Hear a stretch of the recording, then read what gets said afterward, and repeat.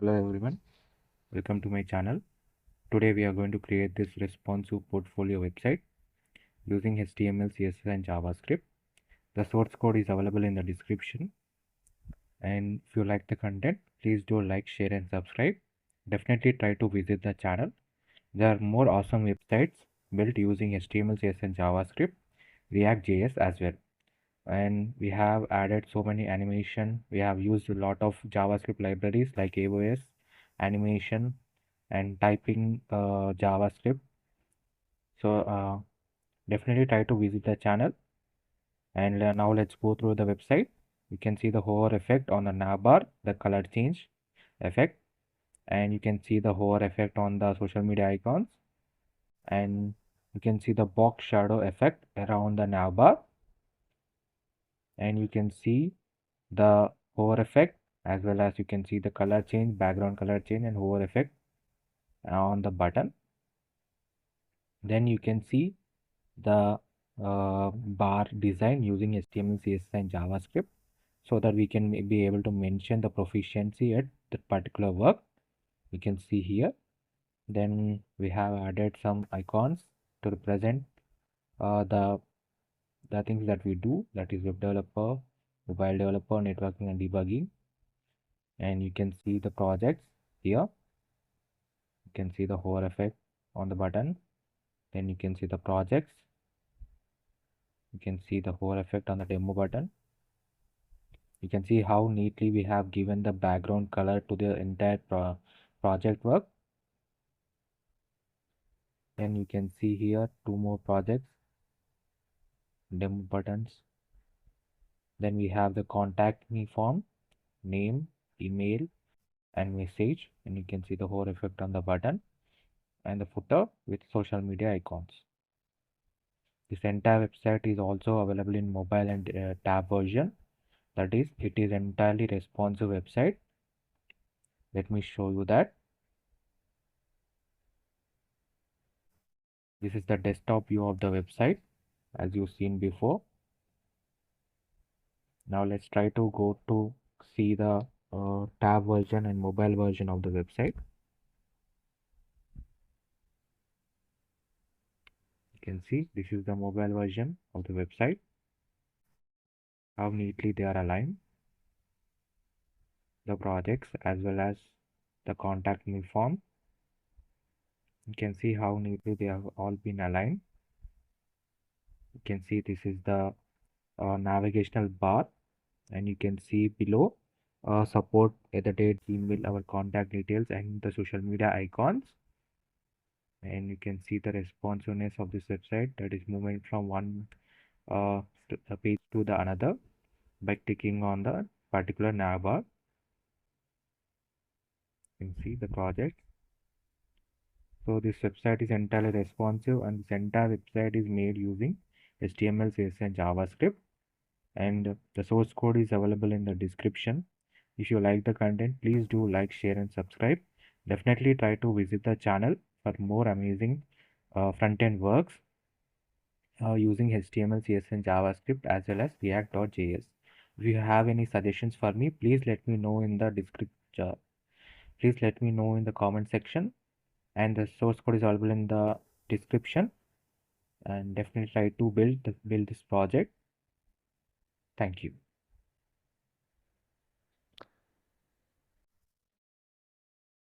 Hello everyone. Now let's go through the line by line code for this professional portfolio website using HTML, CSS and JavaScript. So now let's go to index.html file. In the index.html file, you can see in the head tag we have the meta elements for SEO purposes. Then we have the title tag for providing the title of the website, that is responsive portfolio. Then we have links to connect the font families and Google API with our index.html. We have used the link tag and we have referred them to through an external link. Then we have another link tag to link our style.css file. You can see this is our style.css file. Then we have linked two images. One is a PNG and one is the SVG file that we want to load before the website. That is the reason we have mentioned relevances preload. those two elements are added by using the link tag in the head section. So those will be reloaded first. Then let's go to the body section. In the body section, right now we are in the header section, and in the header section you can see that we have a div as container, and in the div we have an anchor tag to referring to our image, that is a portfolio image. Then we have our nav element, navbar tag for having the nav elements, that is one. We have another div where nav top, that is portfolio image, as well as we have this nav close button, which is for the uh, mobile view. Whenever the screen size is small, we will not be able to display the entire website, right? So we will not be able to display this entire nav bar. So we because the size of the screen is very small for the mobile, so we will hide this website using the uh, before and after function in the CSS file, and using an aside function. By clicking on that button, we will be able to recall that navbar into our website. So for that, we are adding that nav button here, which is for the mobile. Then we have this portfolio image is for, you can see here, the portfolio image is here. Then we have uh, the another list for, then we have list item, and by using the anchor element we are writing the navbar elements, that is home, about, projects, contact.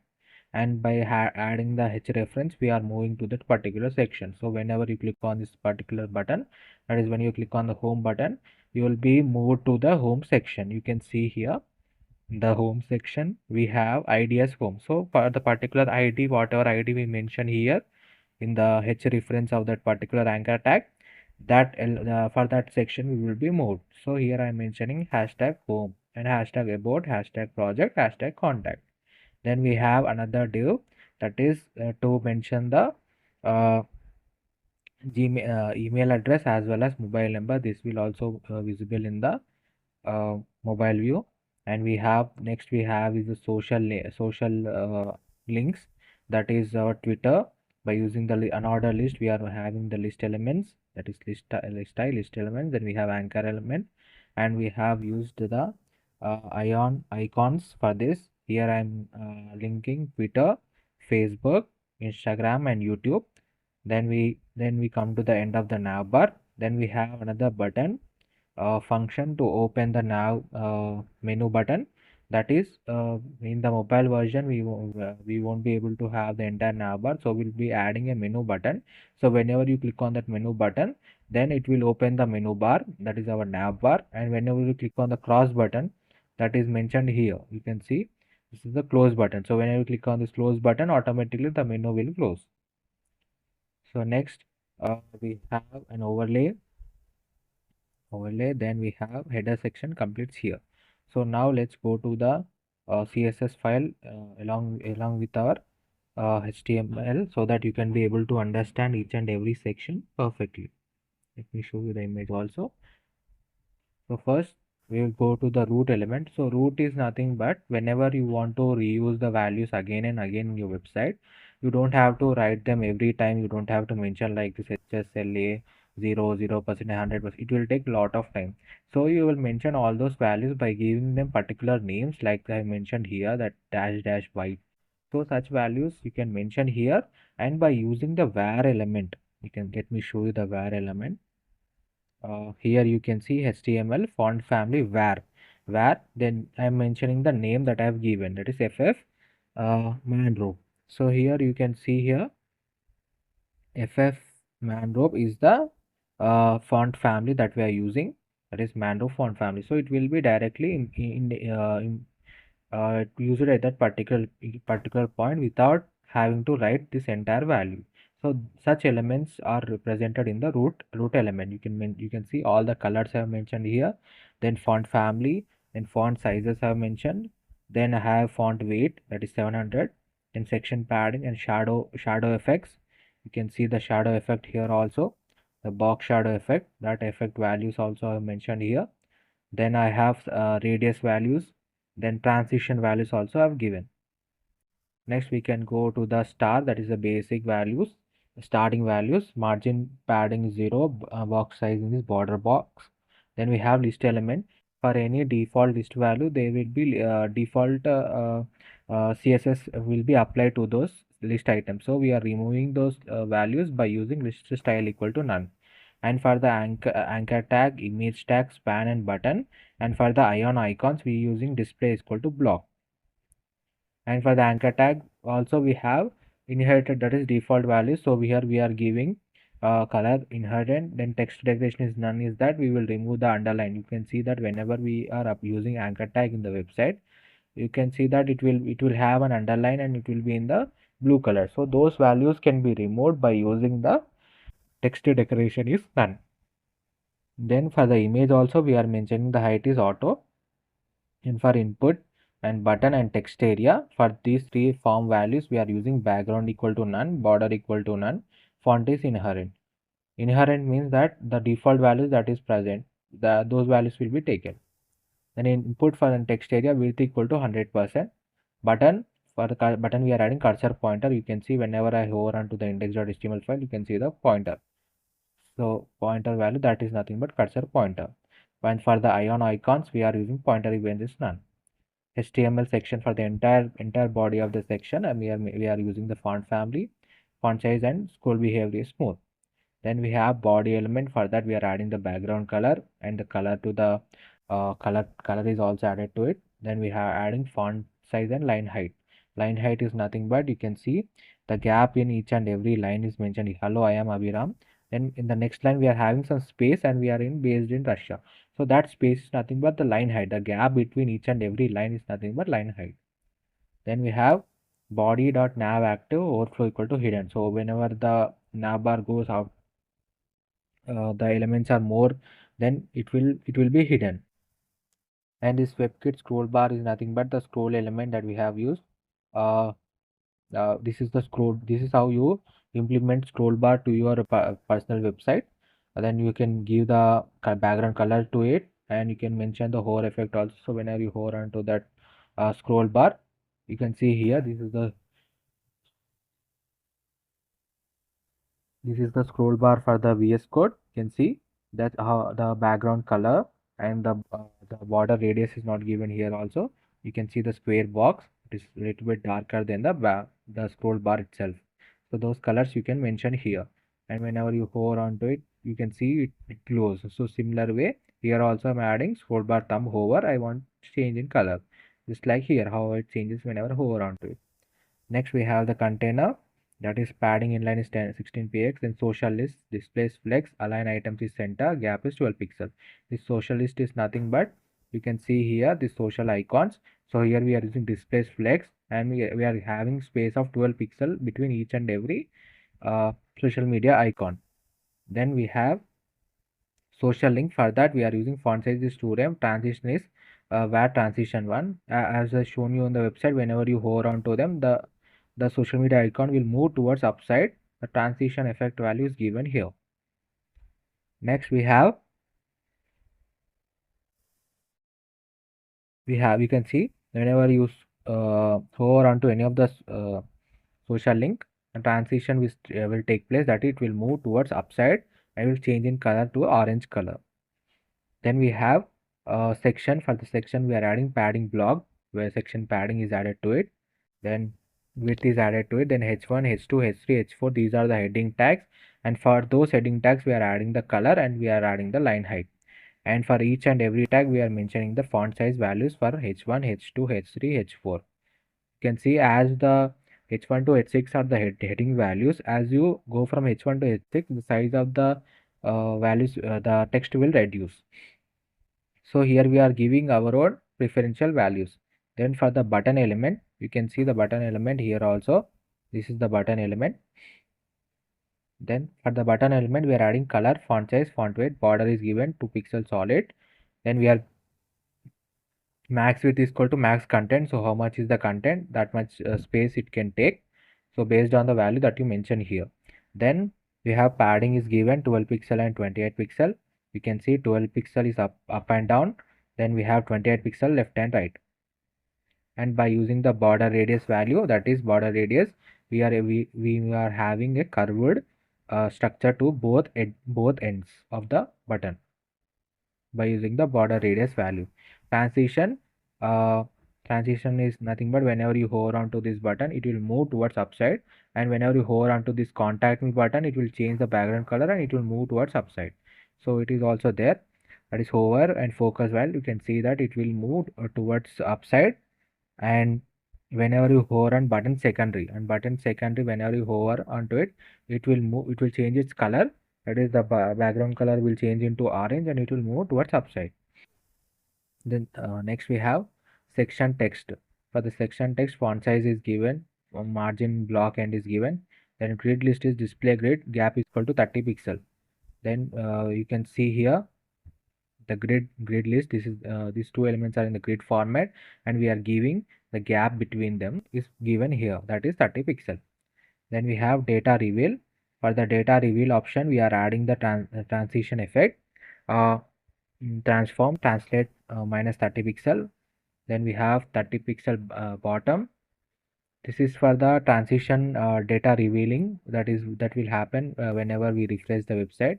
Then we will get these values uh, changing, that is it will come in an animation format.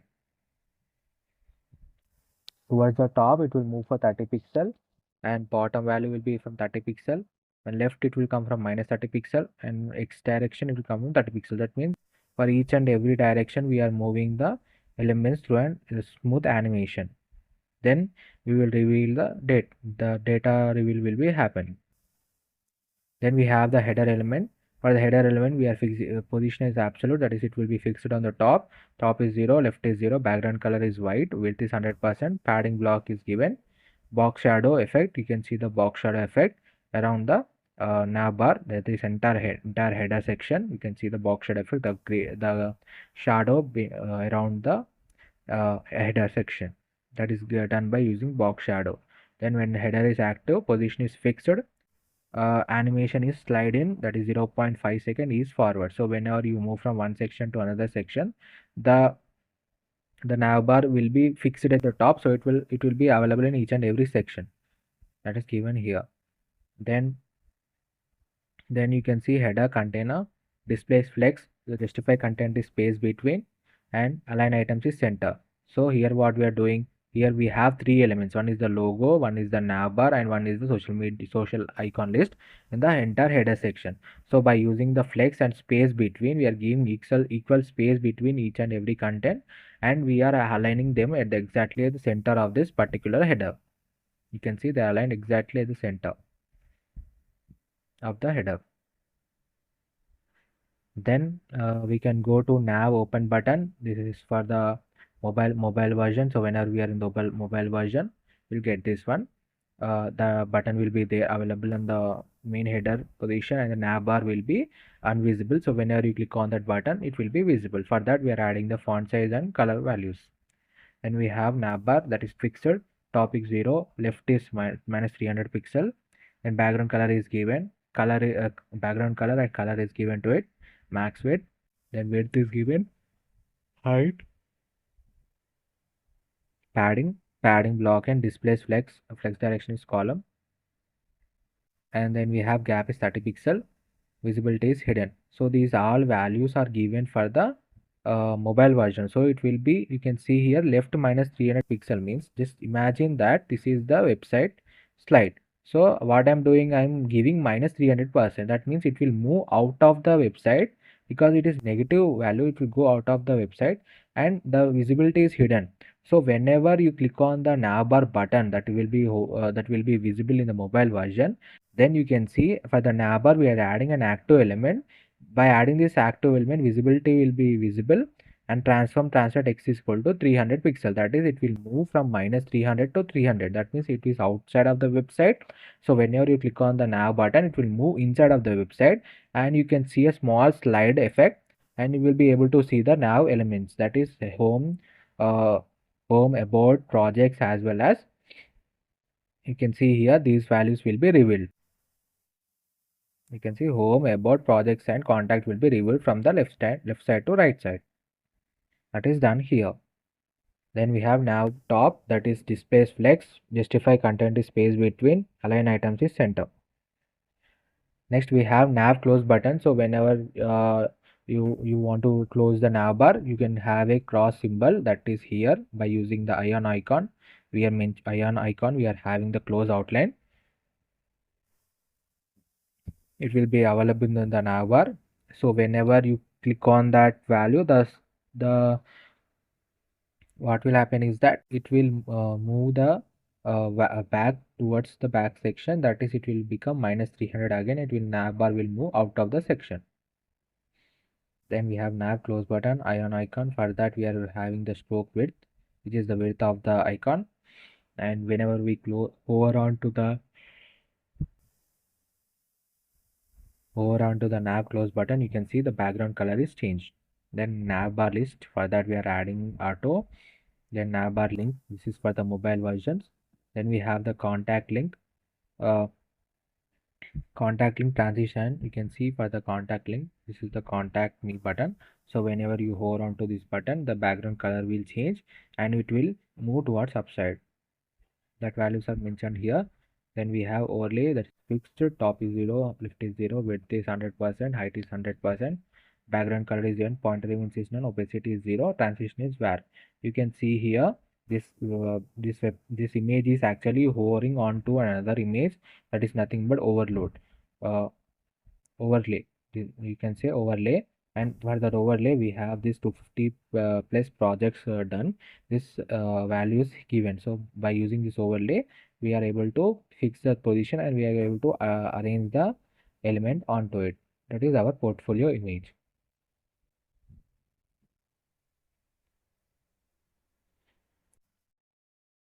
Next we have hero section.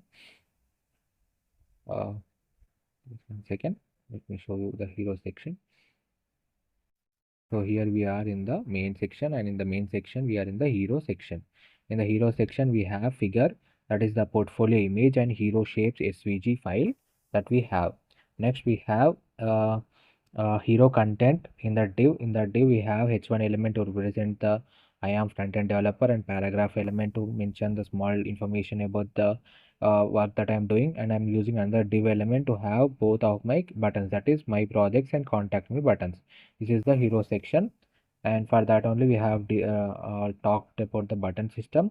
Now let's talk about the hero. Then we have hero container, displays grid, gap is 50 pixels. So displays grid, so both are having in different containers, so they will they will move each side by having a gap of 50 pixels.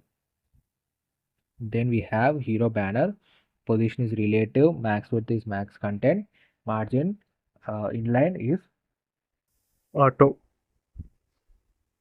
Margin inline is auto. You can see uh, 1 second, you can see here this background and this image is actually the banner image for the hero element that is done here. Then we have W100, which is for the blob SVG file that we have used. For that we have given the values. Then we have hero shape. For that, position is absolute, bottom 10%, right is 2%, filter, drop, shadow, effect.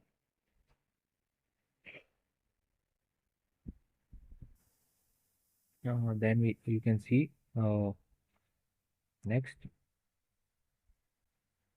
Next we have hero content, text align is center, all the data is aligned exactly at the center. Then we have section text, for that we are giving margin block. Then button wrapper, because we are adding display flex. Flex wrap is wrap, justify content is center, align items is center, and gap is 12 pixel. You can see my projects and contact me button, both are in the button wrapper. They are aligned exactly at the center with a gap of 12 pixel. Next we have the about section. So let's go to the about section here in the index.html. So this is the about section. We have container as the main div, then we have wrapper div, and then we have another div for the left, that is for the left data that we have. That is what I do, and by using h2 element. Then we have paragraph tag to mention the values that I'm currently working on. Then we have towards the data release towards the right side. This is for the animation. That is how we are integrating the JavaScript library inside here. So by mentioning right and left, we are giving the animation reveal to it. So that means what I do and this paragraph element I'm working in web development will move from left side to right side. And this progressive list, that is web developer 100%, this mobile developer, and these values will move from right side to the center of the reveal. And you can see here I'm using an unordered list in the right hand side, that is progressive list. And we have list item. In the each list item, I'm having two divs. One div is to mention what is the project, that what is the domain, that is web developer, by using the paragraph element. And by having the span element, I'm mentioning the percentage of proficiency with that uh, particular domain that I'm working in. Then I have another div that is for to filling the progress bar. This is exactly the how you're gonna fill the progress bar. Let me show you the image.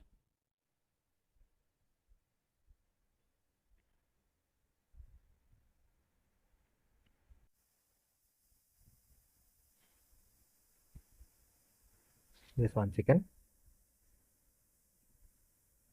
So you can see the progress bar is filled here, 100%, 90%, 85%, 90%.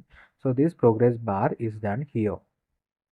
You can see I'm having a div named as progress. Then I have another div that is progress fill. So here what I'm doing, I'm giving style equal to 100%. That is, I want to fill the entire div progress div with 100%, that so that it will looks like that I have 100% proficiency in this particular domain.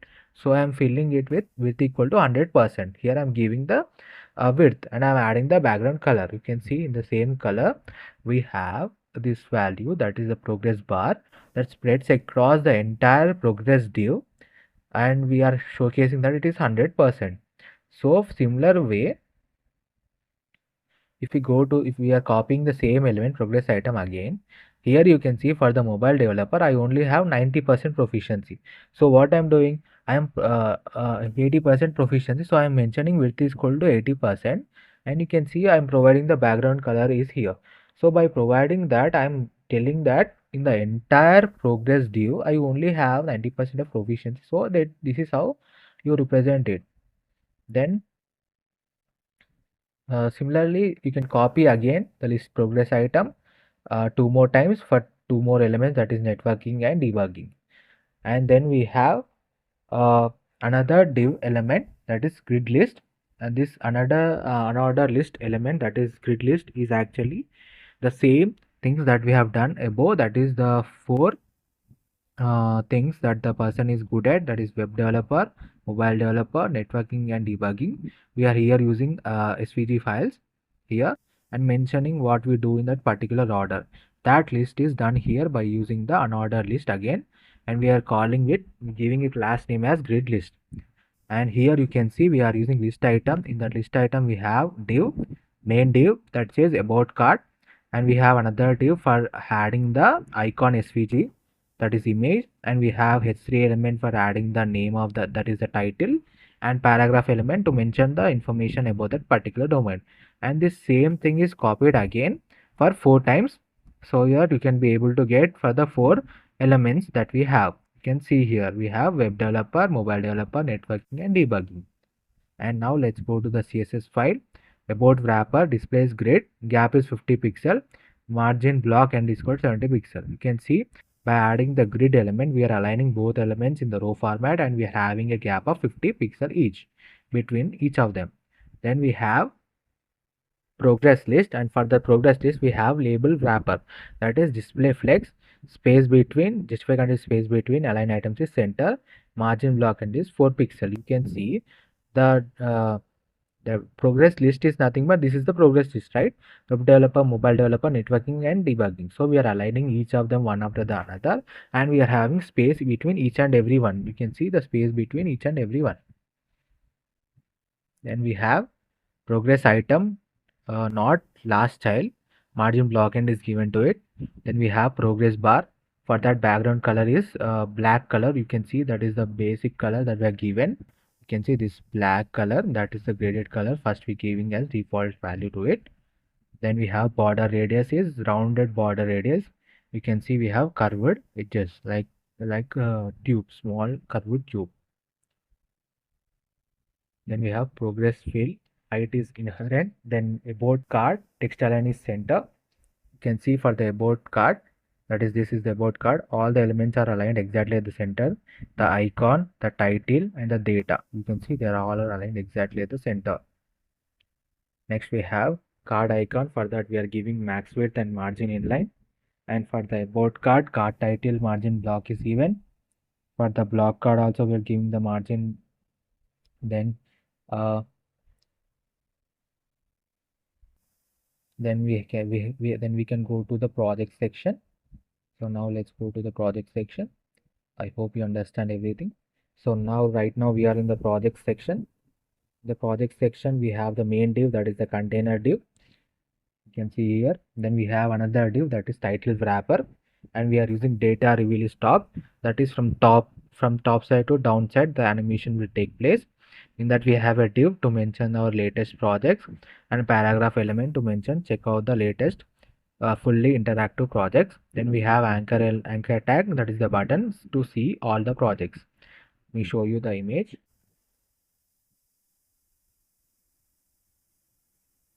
So this is the image. You can see latest projects and the button and the top. Then we have the main grid list that we have used. Here we are using another list. For that I'm adding a grid list as a class, and I'm using list element. You can see this is the first list element, and in the list element I have the main div, project card div. Then we have card content div. In the card content div I'm having the data about the particular project, that is what is in what domain. We are using the paragraph tag to mention the domain, that is web development. We are using h3 element to mention the title of the project, that is responsive travel. And we are using paragraph tag again to have small information about the project, that is card text. Then we have an anchor tag to have the button by using this demo, which is nothing but the button. So whenever you hover on to that button, it will showcase you the movement of arrow forward line. You can see here, this is the one here, small arrow button. It's nothing. Then we have the second div. After that is the figure one. Figure is nothing but the image that we are importing. So in one div, that is the main div, in the main uh, div, that is project card div, we have one div element, that is card content, and another is the figure. So we are using two sections in. It is very good thing to do that, so that you will be able to add the grid list to it so that it will align exactly at the center. So now let's go to the style.css. You can see the margin block end is given to a title. For the button element, we are using grid list equal to gap equal to 40 pixel. You can see the gap between each and every project is 40 pixel of gap will be given. Then we have the for the project card padding displays flex direction is column. Then we have gap equal to gap is given, border radius and overflow is hidden. And for each and every card, that is for the card 1 and card 2, we are adding padding. And for the card 1, padding block end is 0, and for the project gap is 0.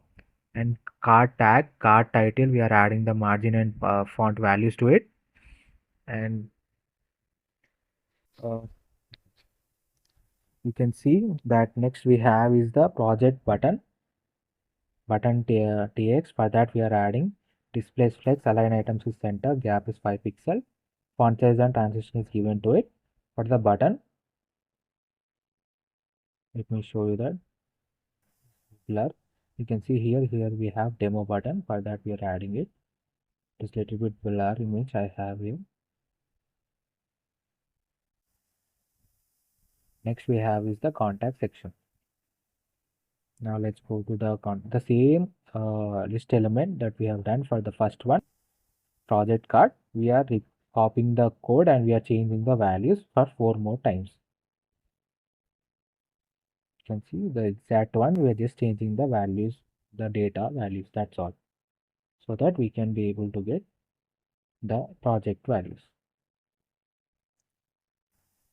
Next we have is the contact section, and in the contact section And in the contact section, you can see that we have the main div, that is the container div. Then we have div that says container contact part, and in that main div we have one div which is for the image icon SVG file, and we have h2 element to mention the title, and we have paragraph element to mention the section text. Then we have form element, and by using the form we are having the input element, input data. What is first div is for input wrapper, that is input data elements. One is for type is text, one other one is email. The reason to mention the type is that it will give before submitting, it will show an error if the user doesn't provide the proper detail. That is, for the email element you have definitely have to mention at the date gmail.com or at the date email.com.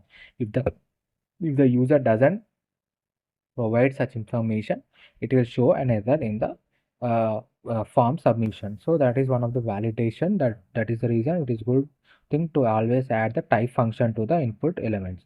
Then we have text area. So whenever you want to give more space for the user to enter, then you can use the text area tag, and for that you can mention rows and column numbers so that you can be able to input as much as data that you want. Then we have button to submit, which is send message. The end section ends here. Let's go to the CSS. Before that, let me show you the image of it. Just one second.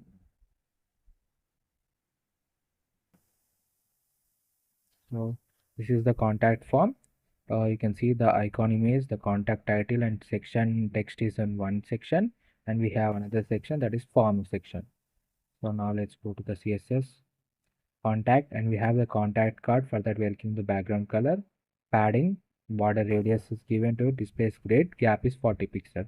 So because we are adding the grid, so both are aligned exactly each other beside each other, and the gap is 40 pixel. Section title is given. Then input fields, for the input fields we are adding the background color, font size, padding, border radius, outline, and outline is given to them. You can see for the input elements we don't have any outline values. We can only see the name star value here, that it showcases the mandatory field to it. Next we have placeholder. For that only we are giving the color value, and text area input field, minimum height is given, height, max height. Then we have resize, that is vertical. Resize vertical. Then we have for the footer element, that is it ends over here. Next we can see the footer element, that is all rights reserved and social icons that we have. Let's go to the index.html. In the footer element we are adding the main div, that is the container div, and we have paragraph element that says all rights reserved, and we have unordered list. This is the same social list that we had in the navbar. We are copying it again over here. So that is it. In the footer element we have two sections, that is one is the social list, another one is the all right reserved copy right. So by using this because we are adding the grid value to it, they will be aligned with space between each of them, that is all right reserved at one end and the social icons at one end.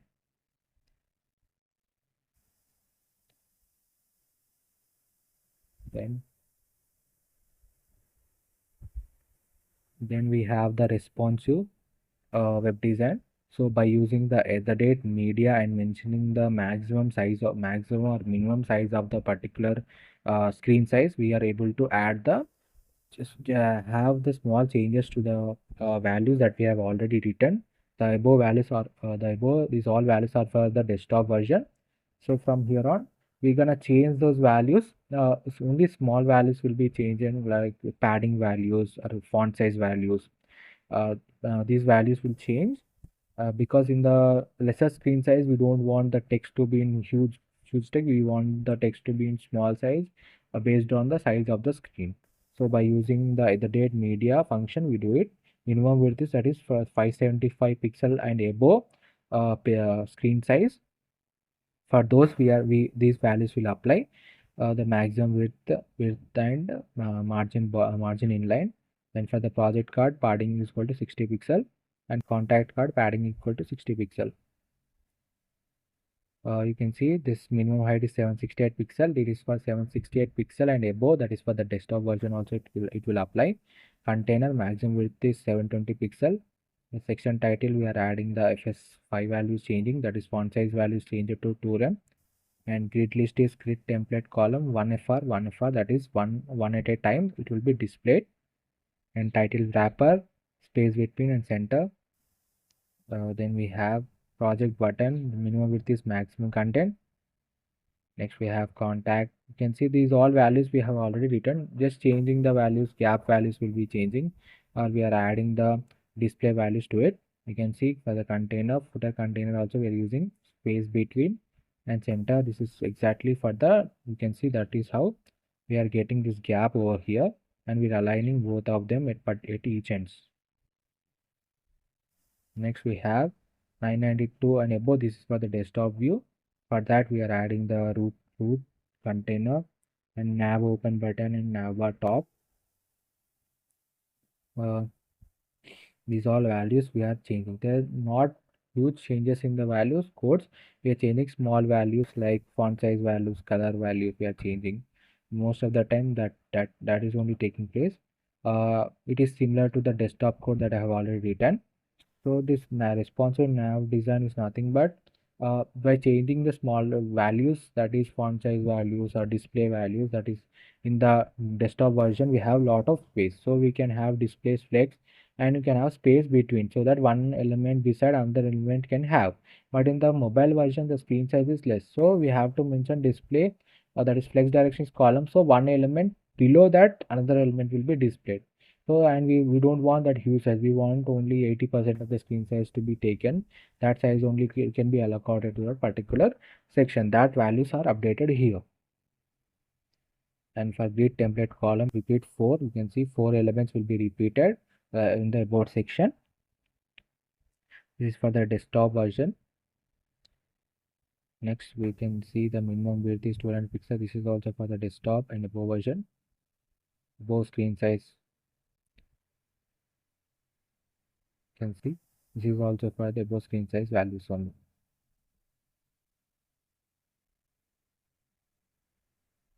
So this is the entire HTML CSS. Now let's go to the script JavaScript. So here we are adding const add event listener, that is function. This is will add event listeners to each and every element that is present in the main section, main section of the HTML. That is each and every section we are adding an event listener, so that we can be able to know at which particular section the cursor is currently the user is at. Next we have is the constant. Here this is for the active navbar, that is this is for the mobile version. So first we are creating constants, that is navbar, nav toggle and overlay. So this data navbar is the query selector, data nav toggler and data overlay. So these values are referring to here in the index.html. Let me show you that. Just 1 second. What are the values we have? We have data navbar. Here you can see data navbar one. This is referred over here, and by using the query selector we are referring it to as a new constant, that is navbar. Then we have data nav toggler. You can see here data nav toggler for the close button we have it, so here which is referred here as nav toggler. Then we have data overlay. Data overlay,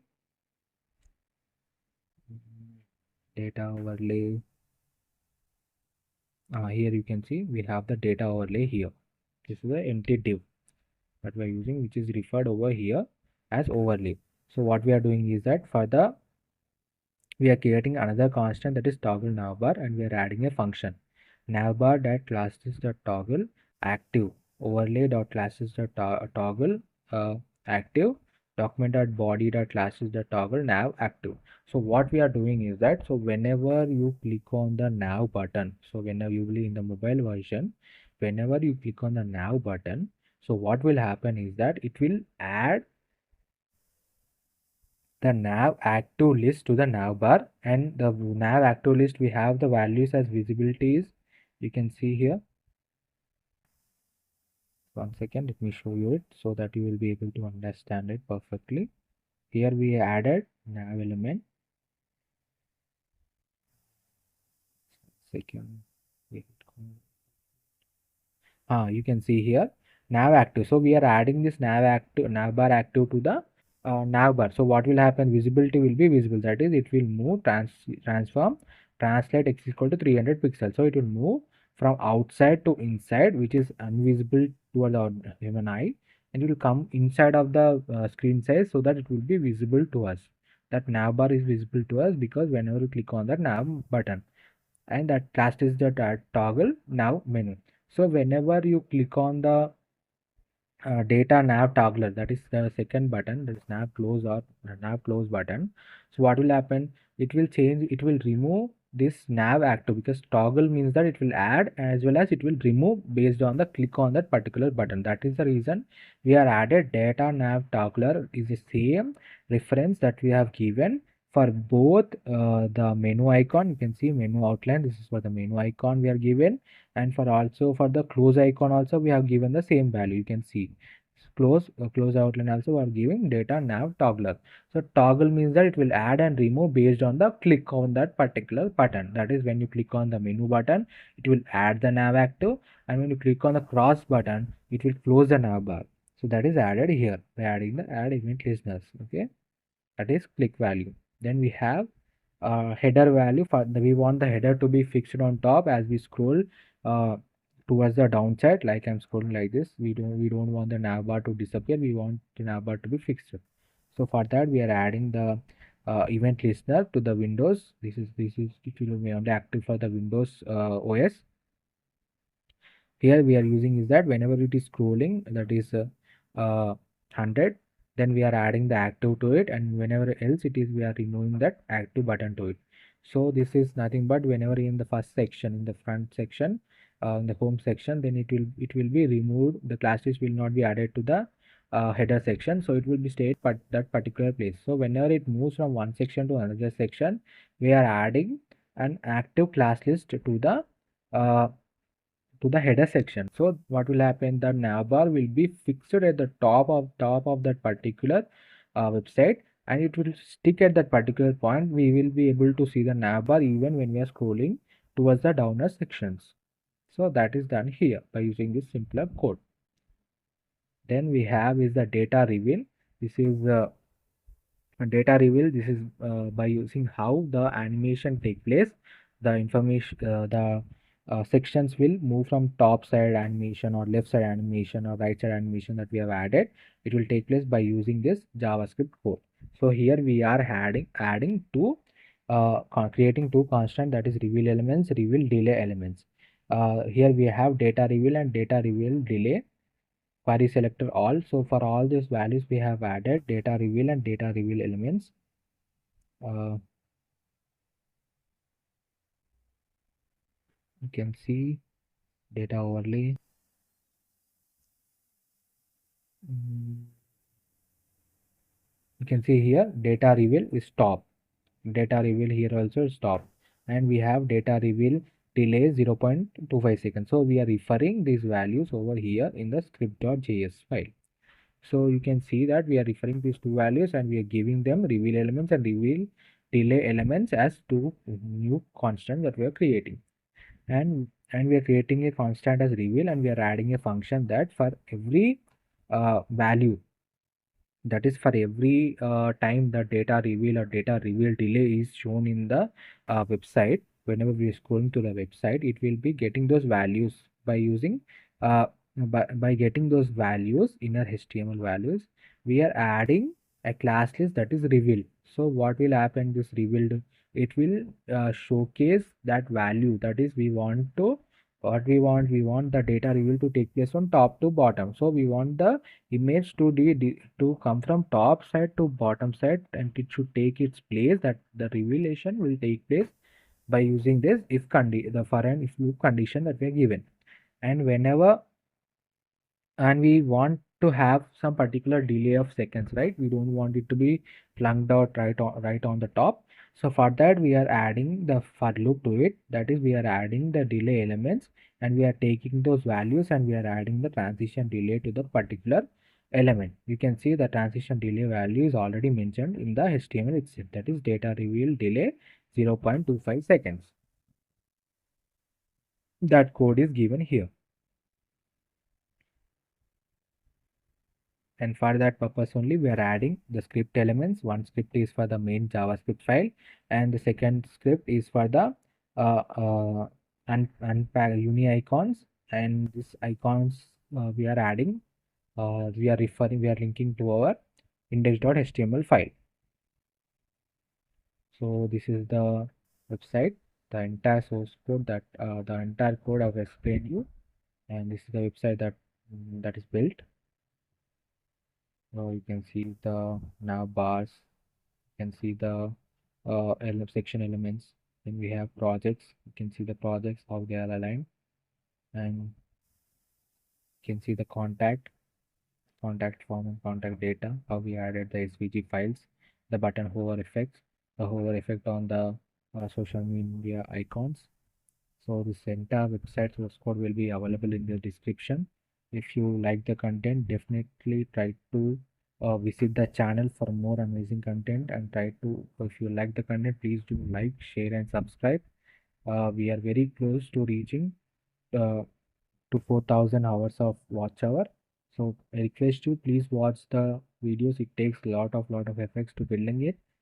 Definitely try to build this project and gain more experience. And if you have any suggestions for me, please let me know in the comment section. Thank you. Hello everyone, welcome to my channel. Today we are going to create this responsive portfolio website using HTML, CSS and JavaScript. The source code is available in the description. And if you like the content, please do like, share and subscribe. Definitely try to visit the channel. There are more awesome websites built using HTML, CSS and JavaScript, React.js as well. And we have added so many animation. We have used a lot of JavaScript libraries like AOS, animation and typing JavaScript. So definitely try to visit the channel. And now let's go through the website. You can see the hover effect on the navbar, the color change effect, and you can see the hover effect on the social media icons, and you can see the box shadow effect around the navbar, and you can see the hover effect, as well as you can see the color change, background color change and hover effect on the button. Then you can see the bar design using HTML, CSS and JavaScript, so that we can be able to mention the proficiency at that particular work. We can see here. Then we have added some icons to represent the things that we do, that is web developer, mobile developer, networking and debugging. And you can see the projects here. You can see the hover effect on the button. Then you can see the projects. You can see the hover effect on the demo button. You can see how neatly we have given the background color to the entire project work. Then you can see here two more projects, demo buttons. Then we have the contact me form, name, email and message, and you can see the hover effect on the button, and the footer with social media icons. This entire website is also available in mobile and tab version. That is, it is entirely responsive website. Let me show you that. This is the desktop view of the website as you've seen before. Now let's try to go to see the tab version and mobile version of the website. You can see this is the mobile version of the website, how neatly they are aligned, the projects as well as the contact me form. You can see how neatly they have all been aligned. You can see this is the navigational bar, and you can see below support at the date, email, our contact details, and the social media icons. And you can see the responsiveness of this website, that is moving from one page to the another by clicking on the particular navbar. You can see the project. So this website is entirely responsive, and this entire website is made using HTML, CSS, and JavaScript. And the source code is available in the description. If you like the content, please do like, share, and subscribe. Definitely try to visit the channel for more amazing front-end works using HTML, CSS, and JavaScript, as well as React.js. If you have any suggestions for me, please let me know in the description. Please let me know in the comment section, and the source code is available in the description. And definitely try to build this project. Thank you.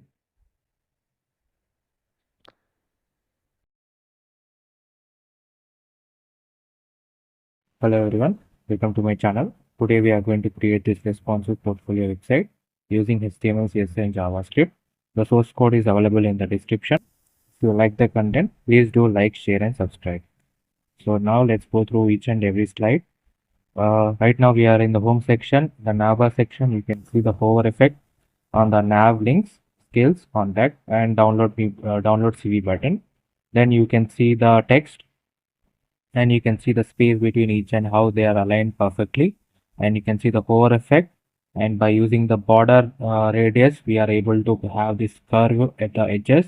It is a CSS. Then you can see how we aligned the frame boxes with three align on by using the position absolute. The next we have is our about section. You can see in the about section we have used ion icons. We have used them to display here, and you can see the hover effect on the button, and you can see the position. By using the position value, how we are aligning the images one on the another, and how they are aligned at particular positions of the on the website. Then we have the portfolio section, and you can see the hover effect on it. Zoom in, and you can see the button here, view project button, and you can implement as many projects as you want. Then we have the my skills section, and by using the bar, this is done by using CSS and HTML, and by that we are able to showcase how much percentage of proficiency that we have in the particular uh, skill that we are in. You can see 95% in HTML, JavaScript 90%. This is one of the ways to showcase your skills by using HTML and CSS. We have done that. Now you can see the contact me form. You can see the focus, the background around the button, how neatly we have aligned it, and you can see the hover effect on the button, as well as we have integrated the ion icons into our website. You can see phone, email, and the hover effect on the email ID and mobile number. Then this is the terms and conditions, and to go back to the top, you can click on this button so that we will be moved back to the starting page. So we have this entire website is responsive, that is, it is also available in mobile and tab version. Let me show you that. So this is the desktop version that we have seen now, and now let's go to the mobile version.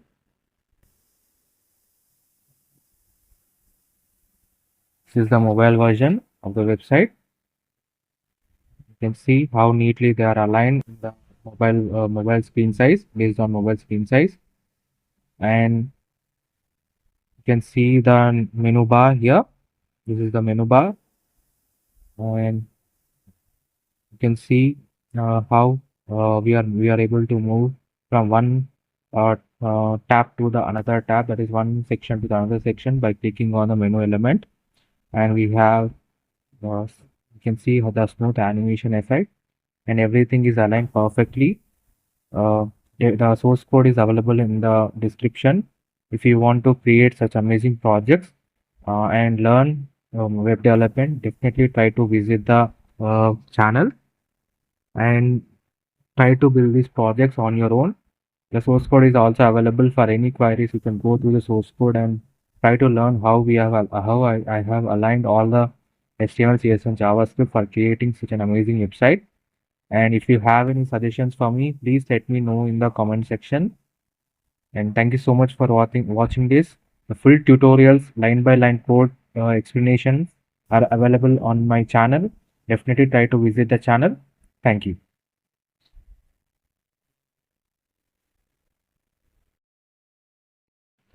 Hello everyone. Now let's try to we'll go through line by line code. So this is the website that we are going to build. So now let's go through the index.html file. And you can see in the head section we have the meta tag for SEO purposes, and then we have the title tag for giving the title to the website, that is responsive box portfolio website. Then we have linked our fav icon. Then we linked our style.css file to the style.css file using the link tag, and we have integrated linked Google API, Google static, and as well as font family, Google font family opens. You can see here. Then we can go to the body section. In the body section, we are in the header section. In the header section, we have the main container that we have the logo by using the anchor tag and as well as h1 heading element. Then we have button tag for this is for the mobile version, that is for the menu icon. So when in the mobile version we don't have lot space like the desktop version, so we will be hiding the menu bar, and we will call it into the website whenever we click on that menu button. So that menu outline button is here, and we have two buttons. One is menu outline button and other is close outline button, which is the cross button to close the menu bar. Then we have the navbar. The navbar we have another list. Another list has list items. List item in each and every list item we have an uh, anchor tag with an hash reference to that particular section. So whenever we click on this home section, it will move to the home, because here we referred H reference is given to the home section. So such a way we have have about portfolio skills contact and as well as download CV button. Then the header section completes here. So now we will go through the CSS. As we will go through the CSS too. Here we are in the CSS file. This is the root element. Root element is nothing but whenever what all the values that you want to reuse in the entire website, those values can be given here by giving them some name to it, and we can call this value by using the var element. Like you can see here, box shadow var mantic. So like that way you can call the values into your any section of the code. So default all the values can be given here by giving them some name. We have given colors, then font families, and then we have font sizes, then we have font width, FW means font width, then we have radius, then we have section padding, then shadow and transition effects. We have all of these values which we have given in here. Then we can go to the default values, that is margin is 0, padding is 0, box size is border box, and for every list item we have default list values, that is default it will have a dot in front of it, or star or one value will be represented over there. So we don't want those list default values, default decoration values to be there. So there, that is the reason we are using list style equal to none. Then we have anchor tag. For a similar way to the anchor tag, whenever you use in the website, we will color it, it will come in blue color and it will have an underscore. To remove those decoration styles, we use text decoration is none and color is inherent. Then we have for the anchor tag image span input strong button text area and iron icon displays block is given to them. And for the image height is auto. These are all default values that we will give to the any item that we are including in the website. For those, these are the default values. Next, iron icons are the one we are using in this website. For them, we are adding the color as white. You can see button input, text area, background is none, border is one, font is inherent. Then button, cursor pointer, text area as well as input width is 100% is given. Address, these are all our default values, font size, values.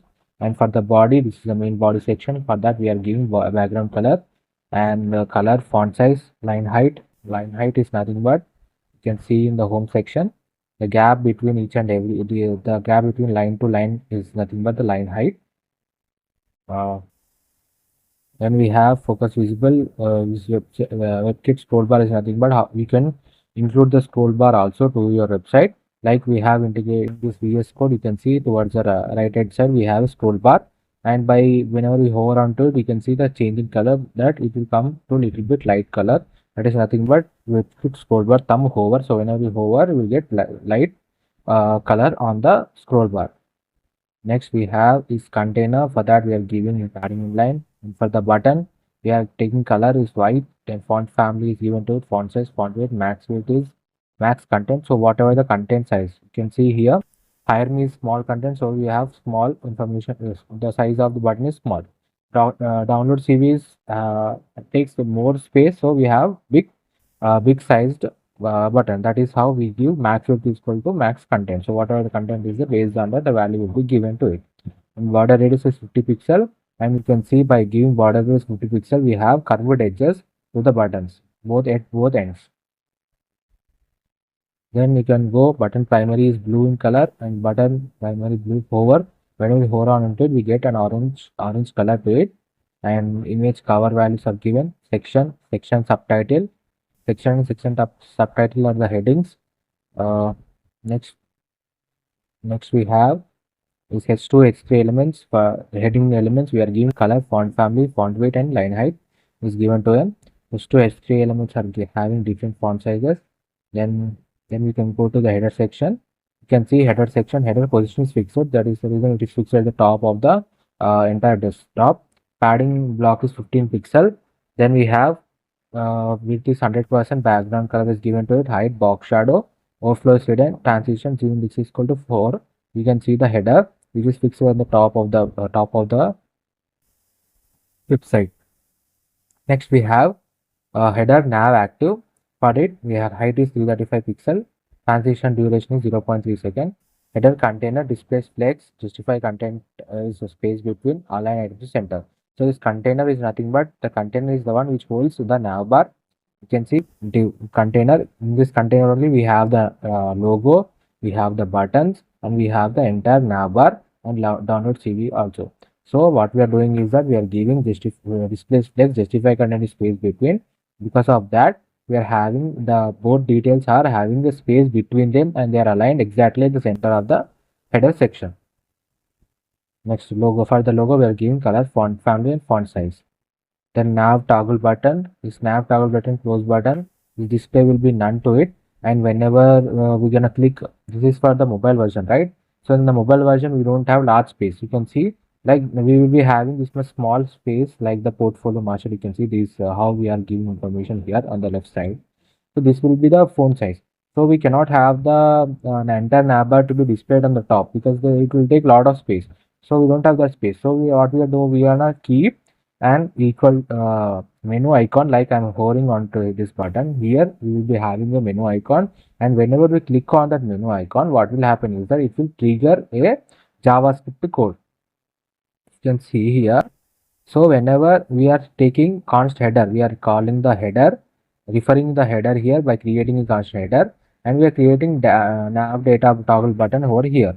That button is nothing but you can see here is nav toggle button. So here these are the buttons that we are gonna use. The menu button for opening the menu bar, close outline button is to close the menu bar. So what will happen whenever these both are referred and event listener is added. So whenever click on the button, it will add now the active list to the header, and this the splash list will be added to it by calling an active link to it. So what will happen, it will display the menu bar in the, because you can see here right now what we are doing, we are keeping nav toggle button, close button as displays none, so it will be invisible to us. And whenever you click on those button, whenever you click on the button in the menu bar, then add event listener will work, and it will listen the click button, then it will add nav active and active button to it, because of which the display will become blocked. That means the menu bar will display in the uh, mobile. So we have navbar, position is absolute, top is 65 pixel, left is 0, width is 100%, position and given visibility is hidden. So this is what happens. So whenever it will add nav active, right? Whenever nav active is added to the header section, the visibility will become visible. So then only we'll see the nav bar, because we have visibility is hidden. So whenever we click on this button, whenever we click on the menu button, it will trigger the JavaScript code, it will listen the code, and then it will add navactive to it. And what does navactive will do? Navactive will be adding visibility equal to visible. So that then the menu icon will be menu bar will be displayed in the mobile section. For the nav link, we are giving the font sizes. These are very basic one, and you can know all of them. Nav link hover color change is there for the nav link. So whenever you hover onto this nav elements, the color of them will change into orange color. The nav button orange. We are adding background color is orange. Margin block start 15 pixels. You can see it is in the orange color. Then we can go to the hero section. So now let's go to the hero section. The hero section completes here. In the hero section, you can see we have main div, that is container. Then we have another div to have the hero banner. Image is added to here, and we are adding the all the information that we are having there. You can see we are adding this 5 years of experience and 500 plus projects done by using by doing this by adding div elements. Here you can see I'm using two paragraph elements inside a div, and similar way I am doing it for the projects also. Then we have another div for hero content div. In the hero content div, I am giving the information about by using span and strong. These two tags, I'm using these two tags to give information about what I do, and paragraph element to give information. Then we have another div element for our buttons. One is for hire me and one is for about me button by using the anchor elements. You can see, let's go to the script. Let's go to the style of CSS file. So here you can see that we are using hero section. For the hero section, we are adding the background image, background repeat, no repeat, background size is given, color and minimum height is given. Display date, place items is center. You can see both elements are added exactly at the center of the website. Then we have hero banner. For the hero banner, we are giving width, height is given, background color is given, border radius, margin line, margin block and is given to them. And for the image, we are giving border radius inherent, and hero content text element is center, color is white. Now you can see the entire text is in white color and they are aligned exactly the center for this particular section. Then hero title, strong elements, we are adding the information, and button group is nothing but display flex, desktop is wrap, justify content is center, align item is center, and gap is 10 pixel. You can see both of them have gap of 10 pixel and they are aligned exactly at the center. That is exactly at the center of this particular domain. And then go to the about section. So this is the about section. So in the about section, we have main div, that is container div. Then we have figure div. In the figure div, we have images, portfolio images that we have, and then we have another div for adding our skills that we are most fond of. That is, I am using ion icons to specify CSS3, JavaScript, as well as logo React.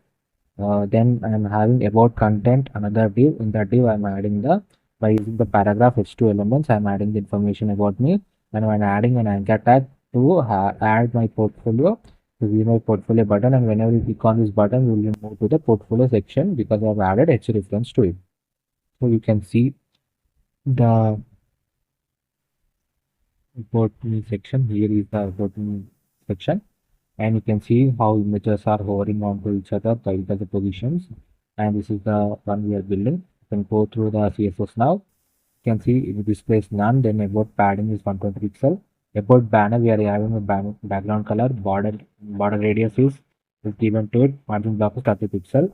And for image cover, we are giving border radius inherent, and about is section title, section subtitle, section text name is left. You can see all these values. We are using section title, section subtitle, section text. All these values should be aligned exactly towards the left hand side. So you can see everything is aligned towards this side. Because in this section, for the about me text section, we want all of the data to align towards the left side. You can see the linear way. There is no gap. There is no discontinuity. That is added by doing this text and is like this. Then we have section title, section n. We are giving margin block n, which is 30 pixel. You can see the gap between them. Then we have the portfolio section. the portfolio section, and we can go to the portfolio section. We have main div, that is container. Then we have paragraph element for portfolio heading. Then host element for my amazing designs. Then paragraph element to add some more information. Then we have another list. In the another list, we have list item, and each list item has an anchor tag, anchor element with the uh, image for the portfolio. Then paragraph tag for the name, and history for the name of the website, and span element to view project, as well as we are adding an arrow forward icon by using the iron icon. The same code is copied again for 4 times for 4 projects. You can have different URLs you can add here to change the product and change information of that particular product for a particular project. The portfolio section here. So this is the portfolio section. This is the only one section we have here. There's one list item. You can see section title, section for title, margin block in this 1880 pixel. You can see here both are aligned towards the left hand side. Then we have portfolio listed displays grid. Gap is 60 pixel. Each and every grid will having 60 pixel of gap in each and every section. Then we have portfolio card. For that we are adding the background color with functions, font values, border radius. You can see the border radius here also. The curved edges is nothing but because of the border adding border radius, we are getting curved edges to the portfolio image. Then for the margin left line start is auto for the last child. Then we have portfolio card subtitle. For that we are adding card title, we are adding the maximum max width. Then we have button link. The button link is nothing but you can see here in the view project we have an arrow. This is the button link. Here we are adding the style to it, and displays flex. Align items is centers because we want both the name as well as the icon to be placed exactly in the same direction, the same line. So we are added display flex, align items is center, text transform is uppercase, and we also given color and font size to the icon. You can see we are given orange color. You can see orange color to the icon. Next we have the skill section. You can go to the skill section. This is the skill section. We have the main div as container. Then we have paragraph element for my skills heading. Then we have h2 for adding the heading. Then we add paragraph element to add some more information. Then we have an order list, and for this another list we are adding list item. And each and every list item has a div, that is wrapper, and each div has there are two divs inside them. HT element to write the name, and data element to add the percentage, that is 95%. This value is used to showcase the percentage of proficiency that you have. Let me show you to you in the image. You can see here the 95% is, this is how you create this percentage in the CSS by using the HTML and CSS. In the HTML we will mention the amount of percentage that we are good at. You can see 95%, the value is given as 95%.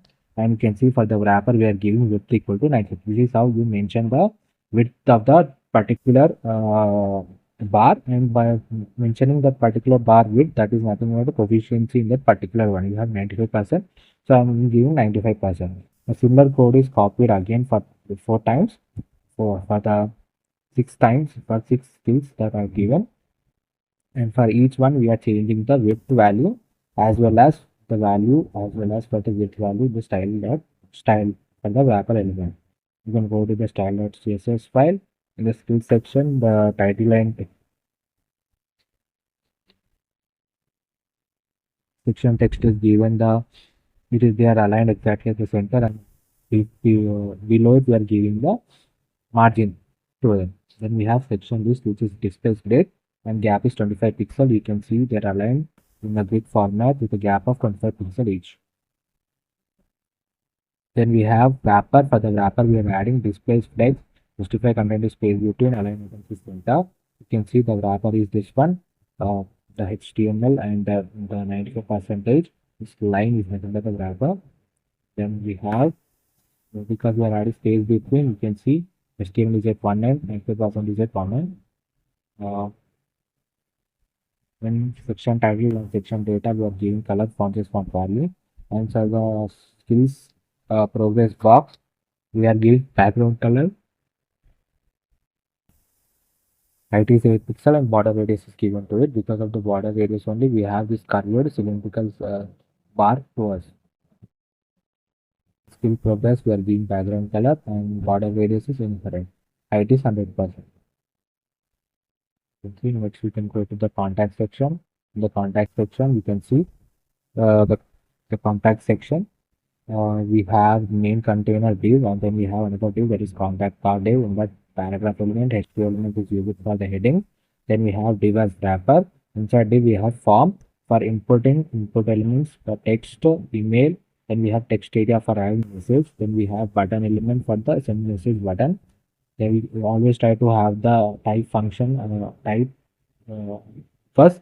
If the user doesn't provide the required information that you want, then it will show as a error, as an error in the website itself, so that the user can mention. Because if you keep type equal to email, if the user doesn't provide at the date gmail.com or email.com, it will show as an error, so the user can correct it and it will enter the proper data. So definitely try to use the type in the form. Then we have another list for contact list event information like our address in one div, and then we have another div in the list item. Similar way that we are copying the first list item, and in that also we are using div for icon, first the mail icon. Then we have in the another div we are giving the information by using S3 as email, and then we are using the anchor tag to mention the email ID. Similar way we are doing it for the phone also. Then we can go to the contact CSS. For that, background color is given, padding, border radius is given to it. You can see this card here because the contact card has a background to it. You can see the contact card. Then that card is in card format, and for that we're giving padding as well as border radius is given to it. And because of the border radius, we have the curved edges to the contact card. Then for the contact card, we have subtitle. For that, we're adding the colors as well as font size. Then we are adding text. And the text time is towards the left. You can see towards the left hand side, the text is moved, not towards the center, not towards the right, towards the left hand side. So you can see how they are aligned towards the left hand side, straight line. Then we have contact font. Then we have contact input. For each and every input value, we are adding background color is given to that, border radius is given to them. You can see the border radius, small curved edges to the input elements. And for the text area also, then we have placeholder that is color is given to them. That is nothing but you can see the faded color name, email and message. Then we have button submit. Button for the button submit, we are giving the same values of the button. You can see here, whenever we hold on to this button, the send button, send the message text will get orange color and the background will change into white color. That is given here because we are hovering onto the button, we are changing the color as well as the background color. Then we have contact item flex center. You can see this flex center is nothing but this is the one, the address, email and phone. For that we are adding flex as center, so they are aligned exactly the center in the box. Next we have contact icon. For the icon and giving background color, then I'm giving font size, padding and border radius.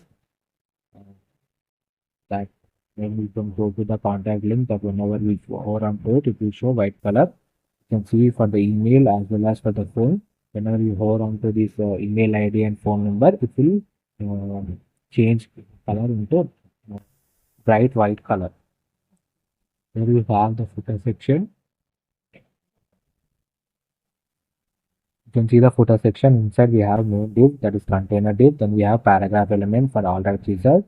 Then we have another list for terms of condition by using list element and anchor tag to have two terms of condition as privacy policy. Then we have another anchor tag outside of the footer for top back to top button. Whenever you click on this button, it will move back to the starting page. First, let's go to the footer element. Footer background color is given to it, padding is given, copyright. Copyright is nothing but the name that we are giving here. Max width is max content, margin is auto. Then we have copyright link. And for that, we are using display as inline block and transition is given to them. Then we have copyright link hover. So whenever we hover onto those links, then the color will change into white color. and that is footer list, mass content, and author. Then footer list displays in main block, margin is given to them. Then you can see footer link, whenever you hold on to it, the color will change. This back to top button is nothing but, so when in the website we are adding an anchor tag for back to top. So whenever you click on it, it will go to the top because we are giving anchor tag h reference is top. So this top h reference is nothing but, you can see here in the starting page for the body element we are giving id equal to top. So it will move, it is referring to this position. So whenever you click on this button, whenever you click on this anchor tag back to top anchor tag, it will move back to the starting page. For that, we are adding the styles of CSS here. You can see color, font size is given, position is fixed. Bottom towards the right hand side, you can see at this particular end of the website, you can see the back to top button. And whenever the back to top button is active,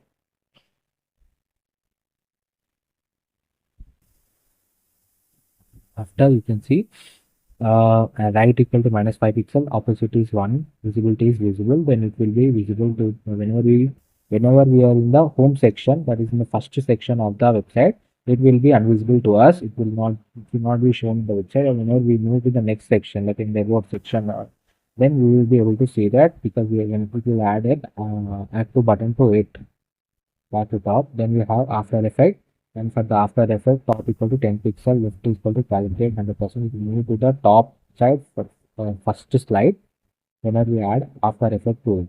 So you can see the script here, that is the javascript function that gives you that. Here is the one. So back to top, we are referring to the data back to top. Here you can see the query element back to top. So we are referring here in the JavaScript, and we are creating a constant as back to top, back top button. And whatever we are doing, we are using the Windows add event listener, and whenever you scroll, just think that right now I'm in the home section, so it is not necessary to showcase the back to top button. So whenever I'm scrolling down to the next section, then the Windows scroll will go into 100, it will move out, and because of that, it will add active list to it. Active list, what it will do, the active will make visibility visible, and that means it will showcase back to top button towards your right hand side, and uh, it will show you to the right hand side. And whenever you click on that button, back to top button, because we are adding the h reference to it, you can see we are adding the h reference here, but we are simply adding the h reference, that is to the top, will be moved back to the starting page of the position. That is done here. Next, we can go to the responsive media query. So until now, we have seen the mobile version. For the mobile version, we have done all the coding up to now. And for increasing the values, we are going to increase the values for the desktop or tab version, where larger size in versions, minimum width is 600. From the 600 pixel onwards, these values will be applied to them, because we are adding edited media to it. Then we can say we know it is 768. This is 768 and above. That is for the tab version, and above desktop version we are adding these changes. Responsive web design is nothing. If you are able to make one end, you have to make either it can be desktop end or towards the mobile end. Make one version completely, then change those values according to the size of it. You can use the Chrome.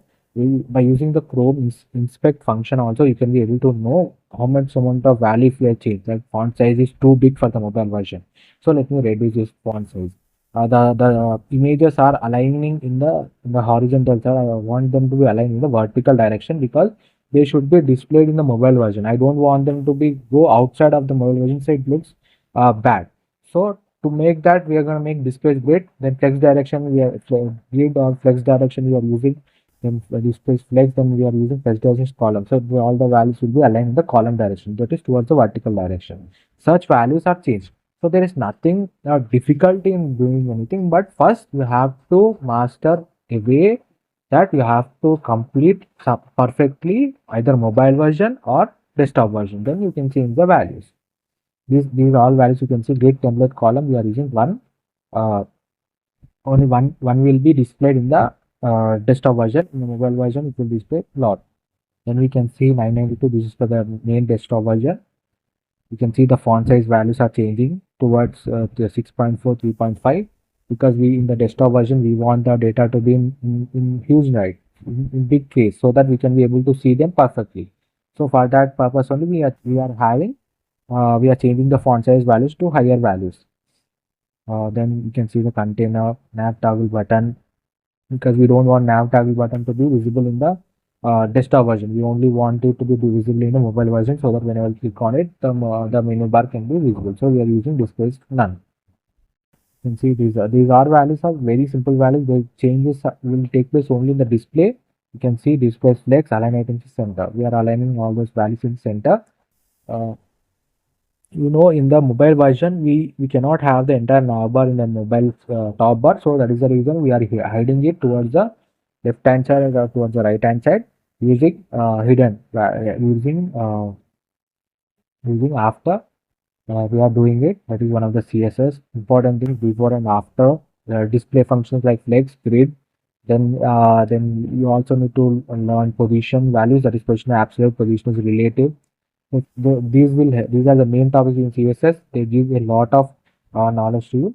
It will give your website very responsive, and very important topics are these only. So these all values will change. You can see left, bottom, small changes are there. That is only value changes will be there. We are not adding any new content here. Only value changes will be there to them. And display values will change from column to in the column direction to horizontal direction, because the row direction because right now we are in the desktop version, right?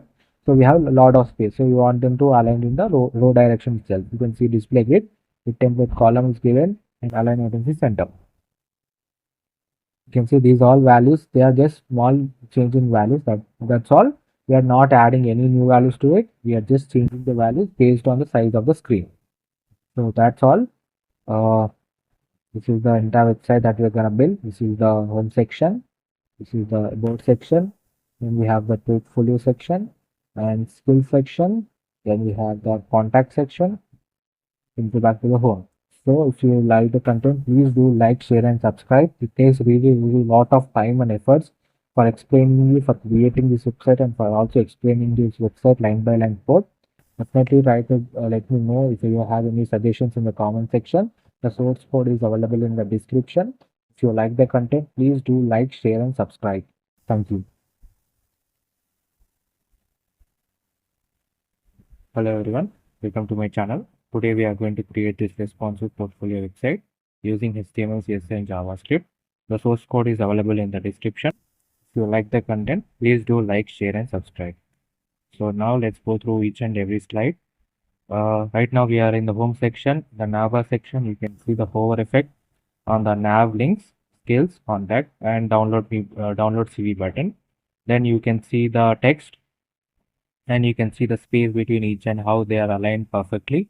And you can see the hover effect, and by using the border radius, we are able to have this curve at the edges.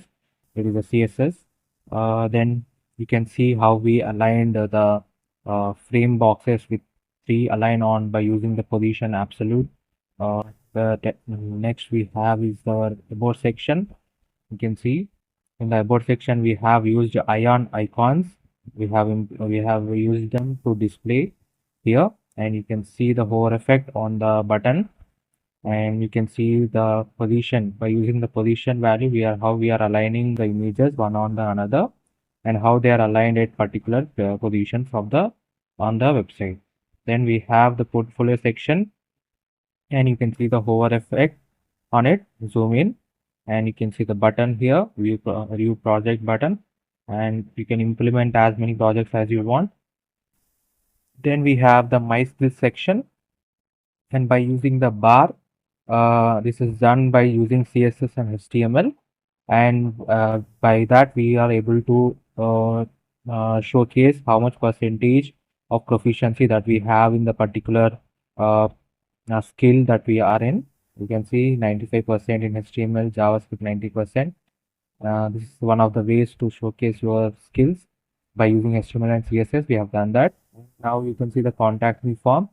You can see the focus, the background around the button, how neatly we have aligned it, and you can see the hover effect on the button, as well as we have integrated the ion icons into our website.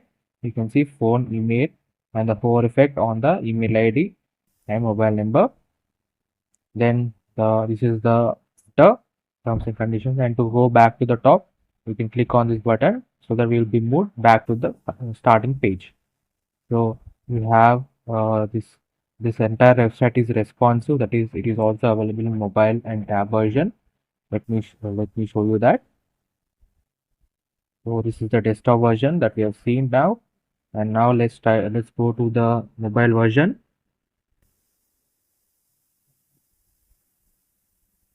This is the mobile version of the website.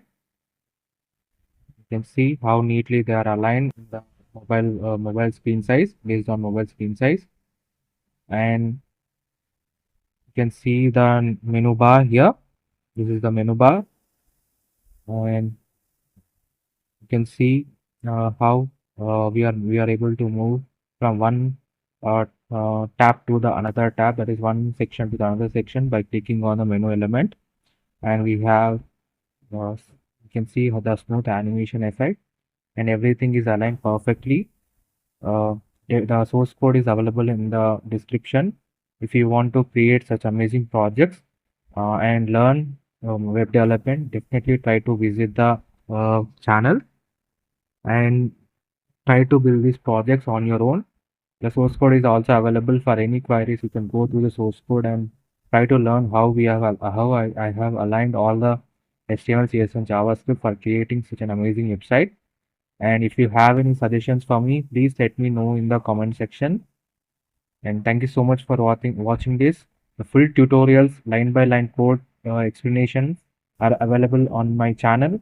Definitely try to visit the channel. Thank you.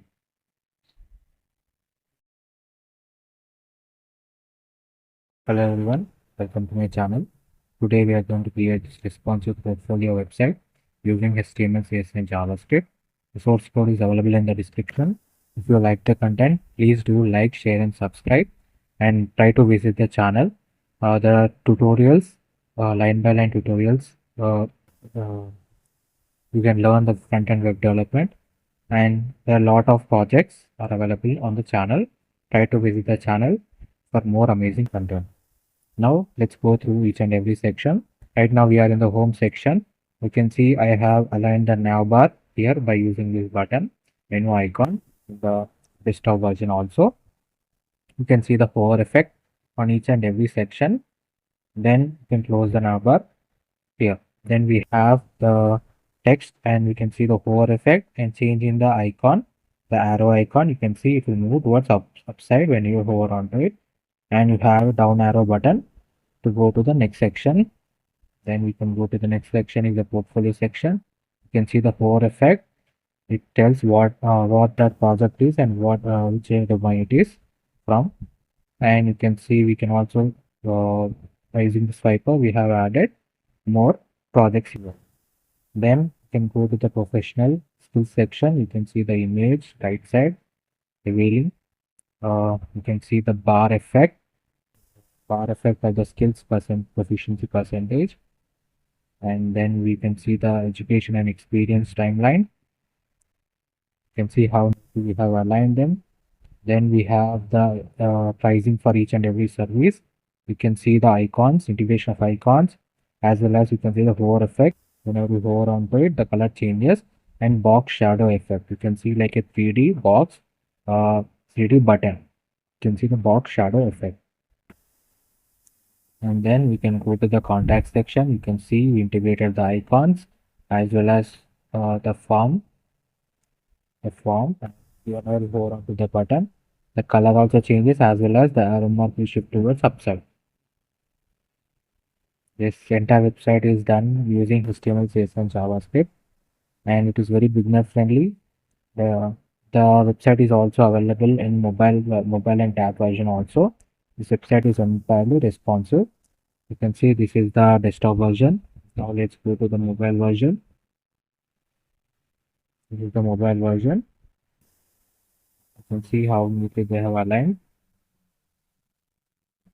Then you can also see the menu bar, drop down menu section, and see how neatly the transition is taking place. That is moving from one section to another section. And this is the tab version of the website. can see how neatly they have aligned, taking the space properly. The menu bar. The source code is available in the description. If you like the content, please do like, share, and subscribe. And definitely try to visit the channel for more amazing tutorials and designs. There are a lot of designs available, lot of projects, not just portfolios. We have travel websites, movie websites, and you can learn front-end web development. And we have also added line by line coding tutorials to explain you each and every line in the making of this portfolios or websites. Try to visit the channel. The source code is available in the description. If you like the content, please do like, share, and subscribe. Thank you. Hello everyone, welcome to my channel. Now let's go through line by line code for this portfolio website. You can see here. Right now let's go to index.html file. In the head section you have the meta elements.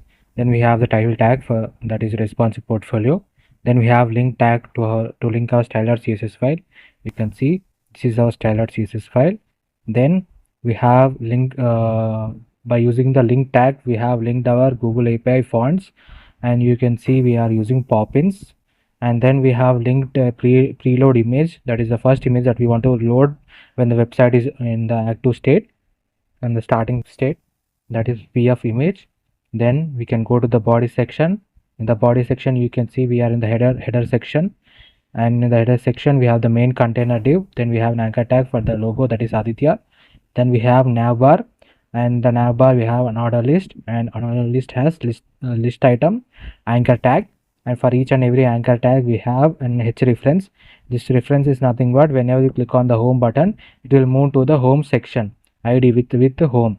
You can see here for the section here we have id as home, so it will move to this particular section whenever you click on this anchor tag. So similar way we have taken portfolio, skills, timeline, price, and contact nav elements. Then we have a button. In that button we have menu. This is for the menu toggle, this is for the menu element we have in the home section. You can see here this is the nav bar, we have the logo Aditya. Then we have the nav elements, that is home, portfolio, skills, timeline, price, and contact. Then we have the nav button. You can see here X. Here we also have a nav button. Whenever you click on it, it will open the nav bar.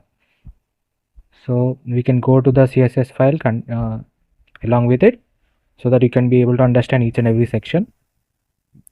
So right now we have the root. Root is nothing but whatever the values that you want to use in this entire website. You can have those values here, giving them any name. Like here you can give -- sonic silver. Then we can call those values in the code by using var. Let me show you. Here you can see font family var of that particular name that you are given. ff Malish, you can see here ff, you can see ff Malish, that is Malish font family. So what are the basic default values that you want to use, you can give them here in this format. And then we can go to the code, that is for start. This is for reset. So it will continuously reset your website. It will refresh your website. Margin and border is given to it. Box sizing is border box. For every list item the default style will be applied to it. So to remove those default styles we will use list style is none. So it will remove any default styles that will apply. Then we have anchor tag. For that also we want to remove the default styles. Then we are using text decoration is none. Color is inherent. Then for the anchor element, these are all default values, that is we want display in block, and image height is auto. Then whatever the default height it has, whatever the size of the image it has, it will show. And for the input and button and text areas we have background is none, border is none, font is inherent. Then we have input and text area which is 100%. Button, cursor pointer, button, for the button we are using cursor pointer. And then you can see cursor pointer is nothing but whenever I hover on to the index.html, you can see the pointer will change into cursor. Then we have address. For the address we have font style is normal. HTML, you can see this is starting one. HTML, for that font family is added. Font size, scroll behavior is smooth. Then for the body section we have added background color, font size, line height, and letter spacing. You can see line height is nothing but the gap between each and every line is nothing but line height, and the letter spacing is nothing but the space between each and every letter is letter spacing. You can see here we have given letter spacing equal to 0.2 pixel. Then focus visible, or then we have placeholder. For the placeholder value we are giving color. This placeholder value you can see in the contact me section. You can see this this name, email, message, these are placeholder values. So those values have the color that is given over there. You can see here where color is given to them as gray. And WebKit scroll bar is whenever you want to add scroll bar directly to your website, you can use this WebKit scroll bar by mentioning the width and height of the WebKit. You can see here in the VS also we have the scroll bar, and this is the scroll bar, and whenever I hover onto it, you can see it will get a little light in color. That is added here similar way. Then we have container. For the container we are adding padding inline is 30 pixel. Section, for that we are adding. Then we have image holder. For the image we are giving width and height aspect ratio, that is nothing but width and height are given to it. Then we have has before and before functions are very important. And then we have image cover, section subtype. These all values are default values for the elements, that is h1 h2 elements. For that giving font values, color values are given, and for each and every element also we are giving values. You can see here line height is 1.4 for h1 and h3 elements. So these are heading elements. For the section title we are giving margin block and is 40 pixel. Then card is nothing but position relative, overflow is hidden.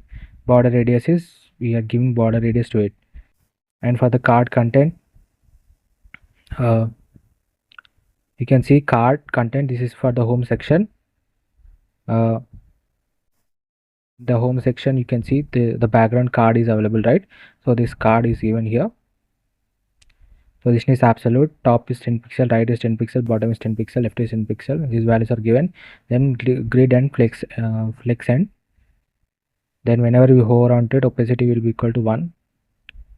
Then we have these are all the default values. The scroll bar track, this is for the scroll bar, these 3 values.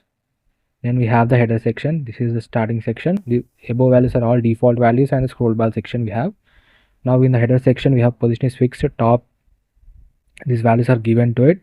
Then we have header container, display is flex, justify content is space between. You can see both are aligned, the space is aligned exactly between them, and then move towards each and every end. That is nothing but justify content is space between. Align items is center, gap is given to them. Then we have logo. For the logo element we have given the values. This is Aditya logo. Then we have nav toggle button. For that we are given the width, the height, background color and transition. Then this nav toggle button, this nav toggle you can see is that it is for the nav bar. You can see here in the image. So whenever you click on this cross button, it will close the nav bar, and it will have an nav bar menu icon, and when you click on it, it will show the menu bar. So that feature is added. And for the nav bar we are using position is absolute, top, left width is given to it. Then whenever is nav bar is active, we have maximum width is 250 pixel, visibility is visible. You can see for the original nav bar we are giving visibility is hidden. So whenever you click on this menu icon only, then only the nav bar will be visible. That code is written in the here in the JavaScript. First we have add event listeners to each and every element. We are adding an event listener. So as we go on into each and every section, an event will be added to it, and our event listener will be added to it. So in the nav bar what we are doing, data nav bar, data nav link and data nav toggle. Here you can see the nav section, we have nav toggle button, toggle menu. So these values are referred over here. So whenever you can see the first constant that we are creating is that, so whenever you click on that button, then it will add active list to it. Active list will be added to the nav bar. So what is this active list? You can see here active list will add visibility equal to visible. So the website will be visible, then only the website will showcase. And whenever you click on the cross button, it will remove the active list. That is the reason we are adding toggle. In place of toggle we can also add and remove function also. And you can see here whenever the close nav bar button is clicked, we will remove the active list. That is, you can see here the cross mark is there, right? So whenever you click on the cross, then this nav bar will disappear, because the active link will be removed. So what is this active link? Active link has visibility equal to visible, right? So if this is not applied to the navbar, then the visibility will be hidden, so it will be removed. Then navbar list, nav link, slide down button, and we have the hero section. You can go to the hero section. In the hero section, you can see this is the hero section. In the hero, this first section, we are having the image, that is the figure, and we are also adding the background, that is the table element, hero content. We are adding using paragraph element, h1 element, that is the heading element. Then another list for adding the list item and anchor tags. And ion icon is the icon that we are using in this website. For this website development, we are adding arrow forward outline button to it, icon to it. Then we have the main three domains. Then we have another list for list item and span element of years of experience and strong element for 5+ years. Then we have list item, strong and span element. Then we have an anchor tag for the slide down button, and we have an icon by using the arrow down icon. This is the hero section, and hero section you can see here, this is the hero section. Then in the hero section you can see the name, the heading, and the button and the card holder. Let's go to the hero section. This is the hero section. Background color is given, padding is given. For the hero banner, we are adding the margin block and maximum width is given to it. Hero title and hero list is given. And for the list link, we are using displace flex. Justify content is flex to start. Align items is center. Gap is 12 pixel. You can see all the links, that is web development, Canva design, and YouTube. They are aligned towards the left hand side, that is flex start direction. And whenever you hover onto those links, what will happen is that the color will change. At the same time, the ion icon, you can see here, the ion icon transition will take place. That is, whenever you hover onto this links, that is web development, Canva design, and YouTube, the arrow will show towards upside. That transition is taking place here. You can see ion icon transition is given to it. Then we have list item, displays flex start, center, experience, that is, you can see the experience section. We have two experience sections, that is 5+ years of experience, 850+ of successful projects. We are using display flex, and we are aligning them at the center. The gap given between is 15 pixel. The 15 pixel gap, you can see a gap. This is the 15 pixel gap is given over here. Then we are given color, font size, font weight, basic values. Then we have skills. Then we can go to the next section. Next section is the portfolio section. In the portfolio section, we have the main div, that is content. Then we have paragraph element for the heading section, subtitle, section title, best works. Then we have another list, and in that we have a list item. Inside list item, we have a div that is called as card div, and for that we are adding a figure. Then we are adding an anchor tag, and anchor tag, in that anchor tag we are adding the ion icon, that is arrow forward outline icon. Then we have h3 element, that is card title. For the card title, paragraph element for card text.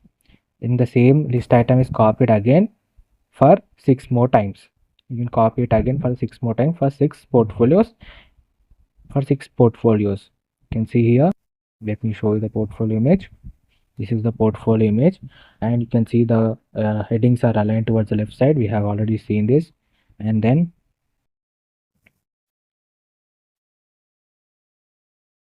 section title is given to them, colors are added to them.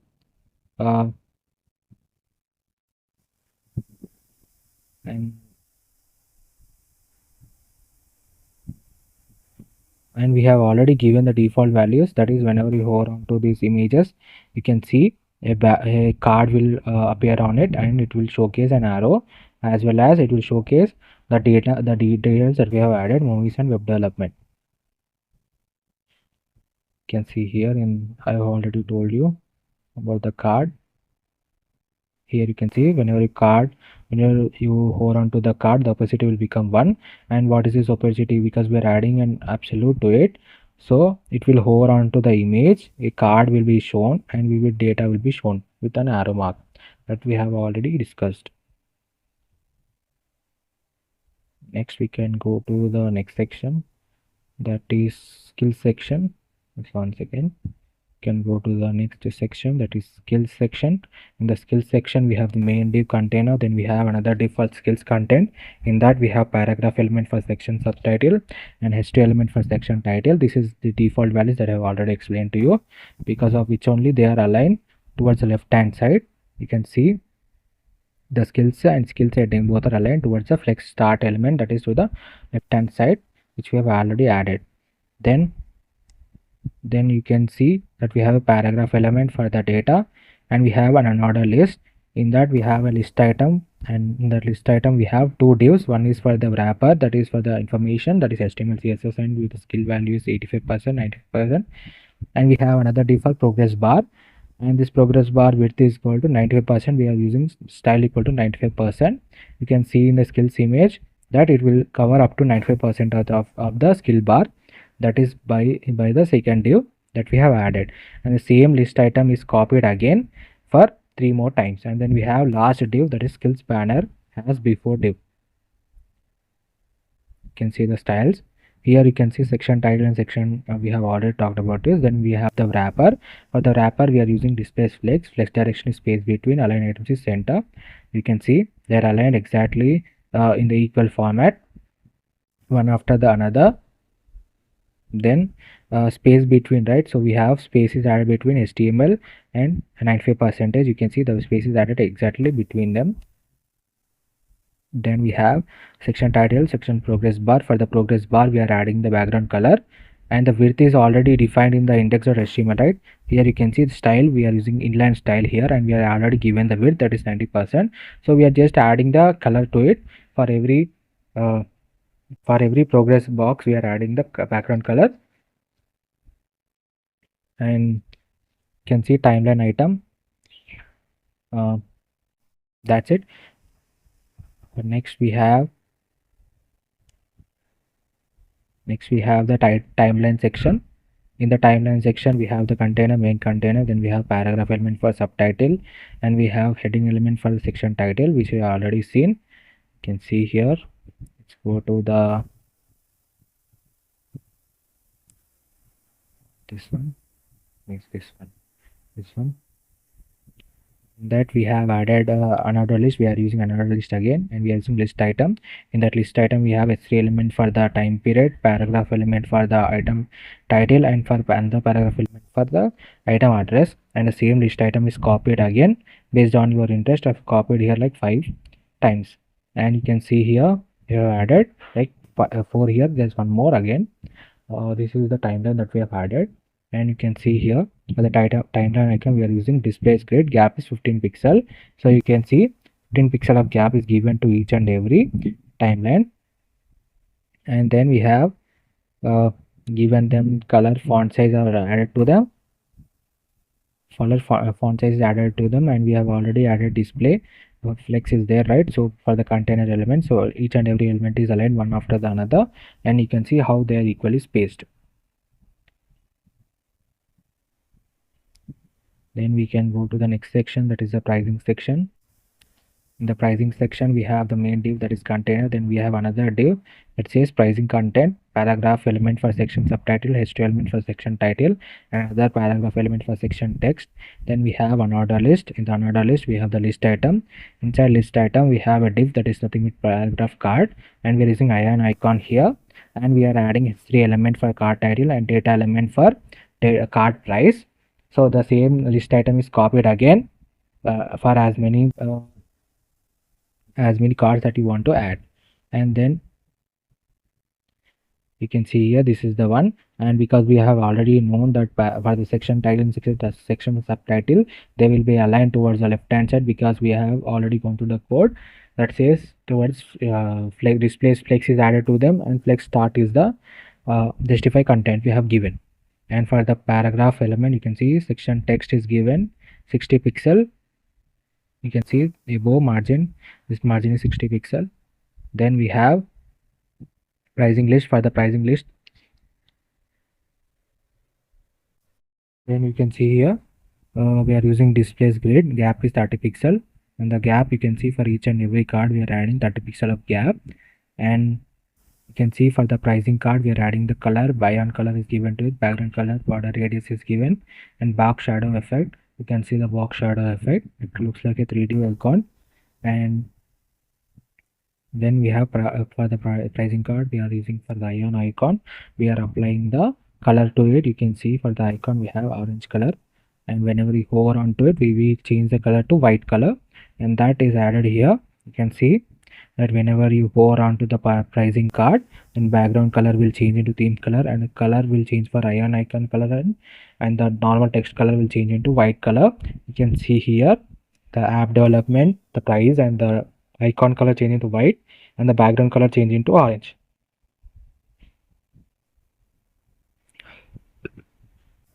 Then we have the contact me form. We can go to the contact section, and this is the contact section, and in the contact section we have the main div, that is the container div, and inside we have another div, that is contact content. Then we have paragraph element for the section subtitle, and h2 tag for the section title, and we have another paragraph element for section text. Then we have another list. In that another list we have the list item which has contact item, that is address. First we are using an icon for the location outline icon, then we are using address. For that address tag we are adding the address icon URL.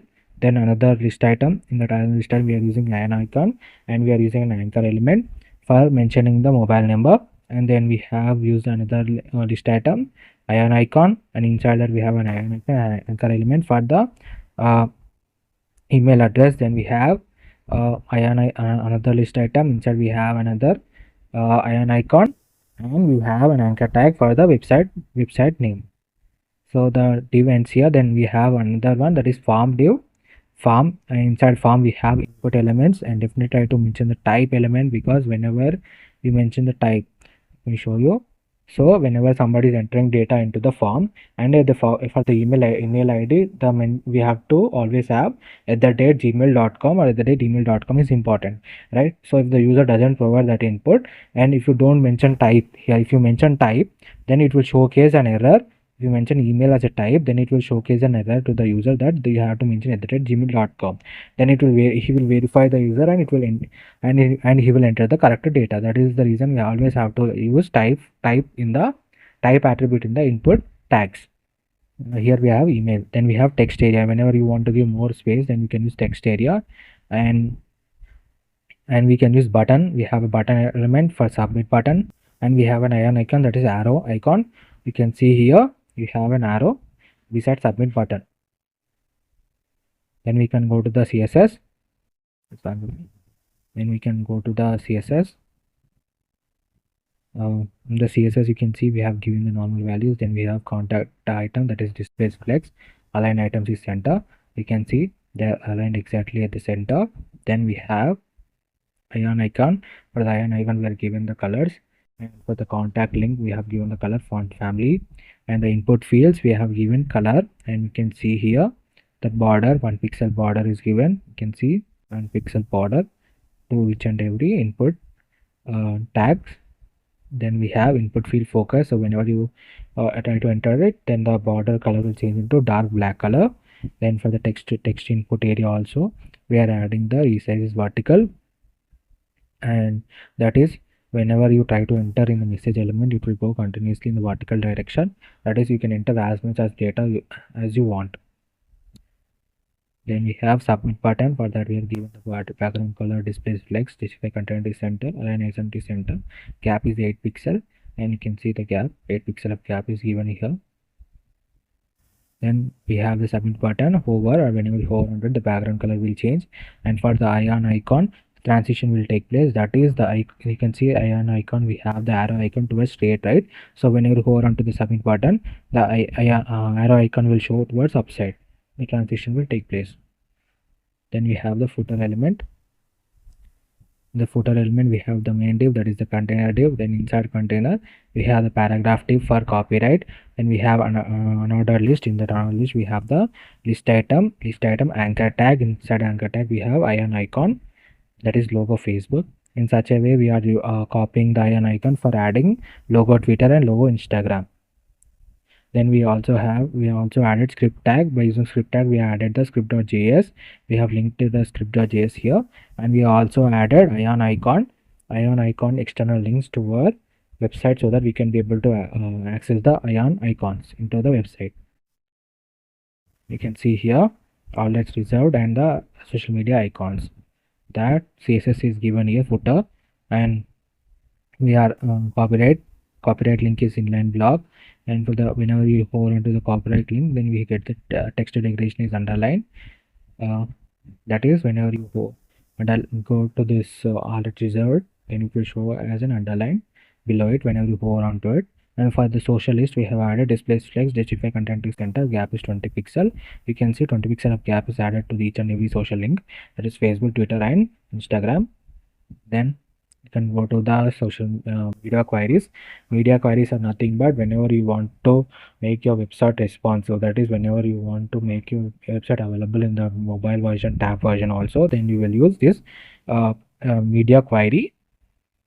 This is nothing but first you have to write the entire code for any of the versions, that is mobile version or for the desktop version. We have written it for the mobile desktop version, right?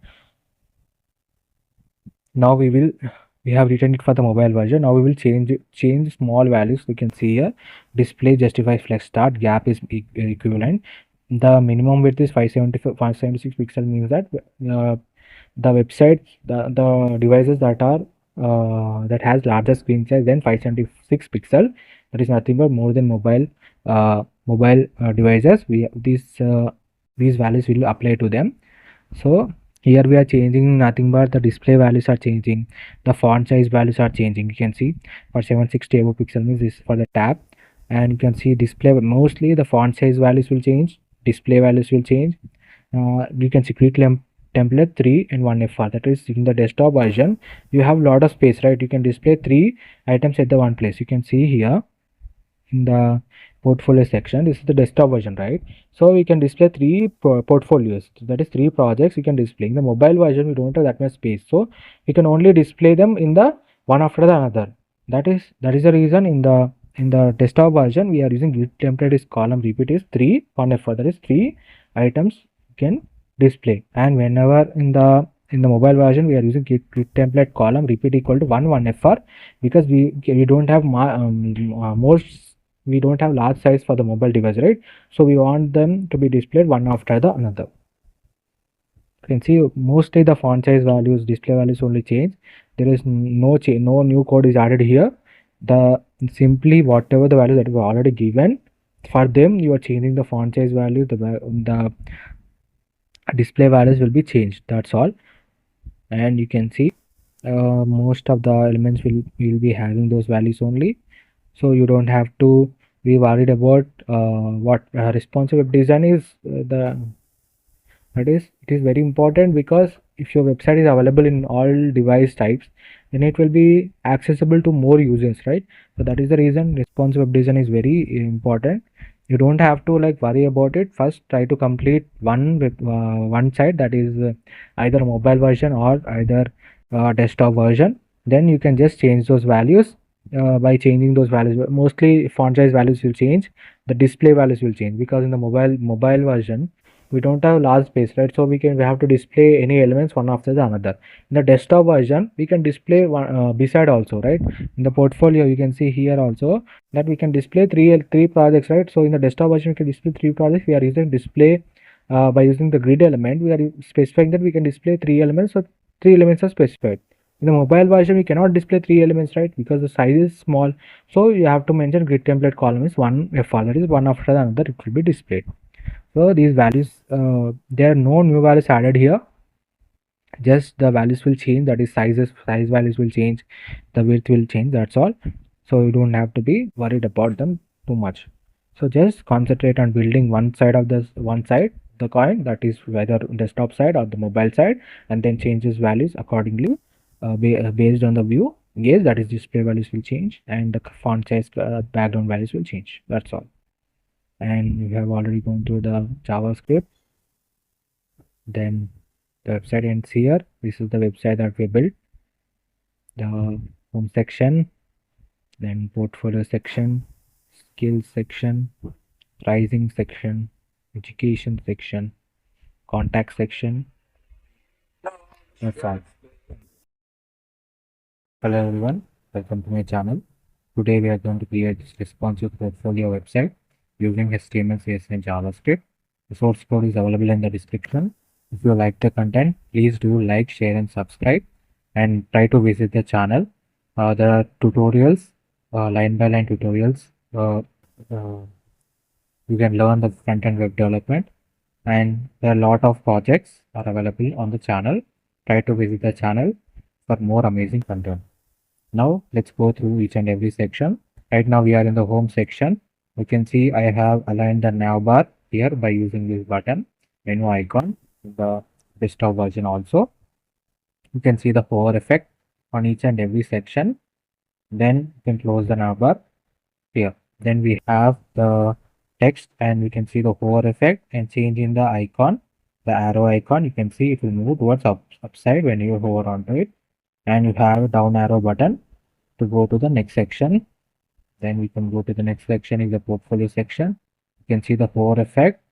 It tells what that project is and what which domain it is from. And you can see we can also by using the swiper we have added more projects here. Then you can go to the professional skills section. You can see the image right side revealing. You can see the bar effect of the skills proficiency percentage, and then we can see the education and experience timeline. You can see how we have aligned them. Then we have the pricing for each and every service. You can see the icons, integration of icons, as well as you can see the hover effect. Whenever we hover onto it, the color changes, and box shadow effect. You can see like a 3D box, 3D button. You can see the box shadow effect. And then we can go to the contact section. You can see we integrated the icons as well as the form. Whenever we hover onto the button, the color also changes as well as the arrow mark will shift towards upside. This entire website is done using HTML, CSS and JavaScript, and it is very beginner friendly. The website is also available in mobile and tab version also. This website is entirely responsive. You can see this is the desktop version. Now let's go to the mobile version. This is the mobile version. You can see how neatly they have aligned.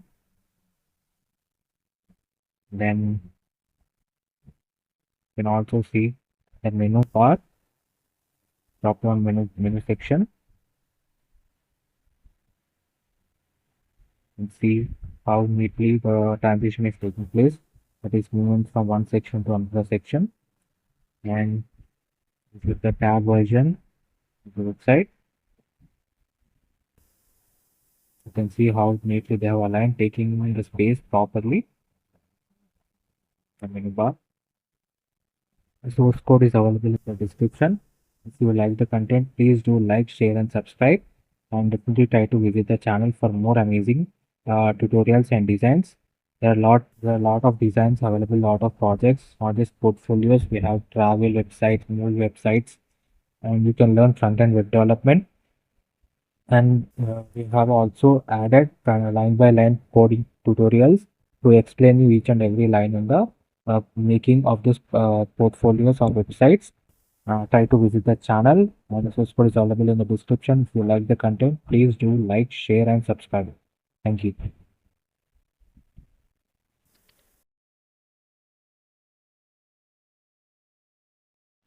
Hello everyone, welcome to my channel. Today we are going to create this responsive portfolio website using HTML, CSS and JavaScript. The entire source code is available in the description. If you like the content, please do like, share and subscribe. Now we are in the nav bar section. You can see the hover effect on the nav elements, and you can see the hover effect on the button, that is contact me button, and we have download CV button. Next you can see how we have aligned the data perfectly by having a proper space between them by using margin bottom. Then we have the social media icons. You can see the hover effect, the skills that we are good at. And next, in the next section, you can see this is our service section. and whenever we hover onto it, the background color will change as well as the icon color also will change from black to orange. You can see that. Next we have the freelance uh, bar. Then we have our clients, and you can switch from one client to another client reviews. You can also call the testimonials section. Then we have the projects. Recent projects. You can see the hover effect on them. Next we have our blog. See the hover effect. You see the image perfectly aligned, exactly the center, and you can see the box effect like the 3D box. Next we have our contact form. Our icons, and send message button. You can see the social media icons and copyright. This website is entirely responsive. That is, it is also available in mobile version. Let me show you it. Show it to you.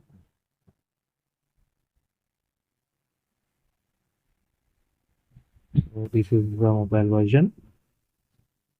You can see how neatly we have aligned each and every section is aligned perfectly for the mobile size. And you can see the bar also. You can see by clicking on it, we have the menu bar.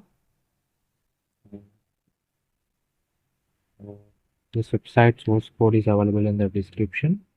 Definitely try to build this project, and if you want full tutorials are also available in the YouTube channel of our channel.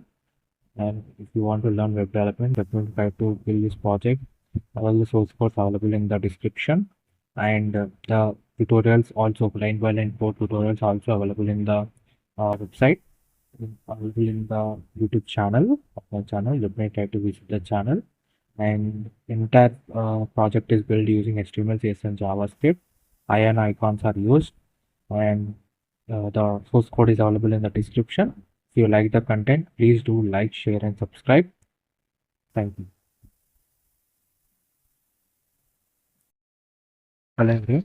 Now let's go through the line by line code for making this responsive portfolio website using HTML, CSS, and JavaScript. So right now we are in the index.html file. You can see this. And right now we are in the head section. We have the meta tags. Then we have the title tag. We have title tag for the title of the website, that is responsive portfolio website.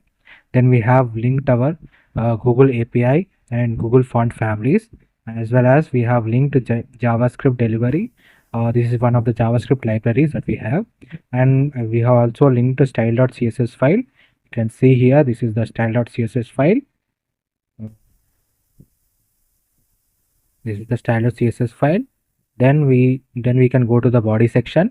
In the body section, we have the first div, that is site main wrapper. This is the first starting form, and we are having the button element. In that button element, we are using image tag to have hamburger svg file. Then we have another div, that is, this is for the mobile nav bar. For the mobile nav bar, we are creating this. We are having a button with times svg, which is nothing but the menu icon, you can say. Then we have another list for the list items, that is our nav elements, nav links, about, services, testimonial, and work. Then we have our header tag. In the header tag, we have the container, main container. Inside the container, we have the main navbar for the desktop, and in that navbar we have a div for having the logo svg. Then we have another div for having the anchor elements for each and every section, that is home, about, service, testimonial, and work. And we are referring, h reference is nothing but whatever the hashtag value that we are giving here to that particular section, whenever we click on it, we will be moved to that particular section. Here I am providing hashtag about. You can see here I have for the section id equal to about. This about, it will call to this about. So whenever you click on this about button in the navbar, then it will move to the about section. Then we have another div for contact me button. Then the navbar ends, and in the second div element we have the data, that is first div we have the image, portfolio image. In the second div we have the information, that by using heading tags, that is h6, h1, heading tags, and span element is to highlight any value. Then we use span element and we'll give specific CSS values to them. Then we have the paragraph element to write description of description. Then we have another div element and button tag for download CV button. This is then the header ends here. Now let's go with the CSS also. Then here we are importing utilities.css file. You can see this is the utilities.css file. These are the you can say that these are the most widely used values that we are returning in one CSS file, and we are importing it to the main CSS file. You can see we have flex, this is displays flex. Then we have item center, align items is center. So now we don't have to write align item center to each and every section. We can just add this items.center as class to any specific section in the index.html. Then we will get this value over there. Justify between. Then we have button. For the button element we are adding padding, font size, font weight is given, border is 2 pixels solid, transparent. These all values are given to the button element, and you can see the button also in the image. Let me show you the image so that you can be able to understand it perfectly. Here you can see this button element. So this same button format is also used. The difference is that whenever we hover onto the download CV button, we will get the glow, like the blue color background will come and the contact text will convert into black color. For that we are here, what we are doing here, we are creating a button first having those same border elements. You can see how similar both buttons are, download CV as well as contact me button.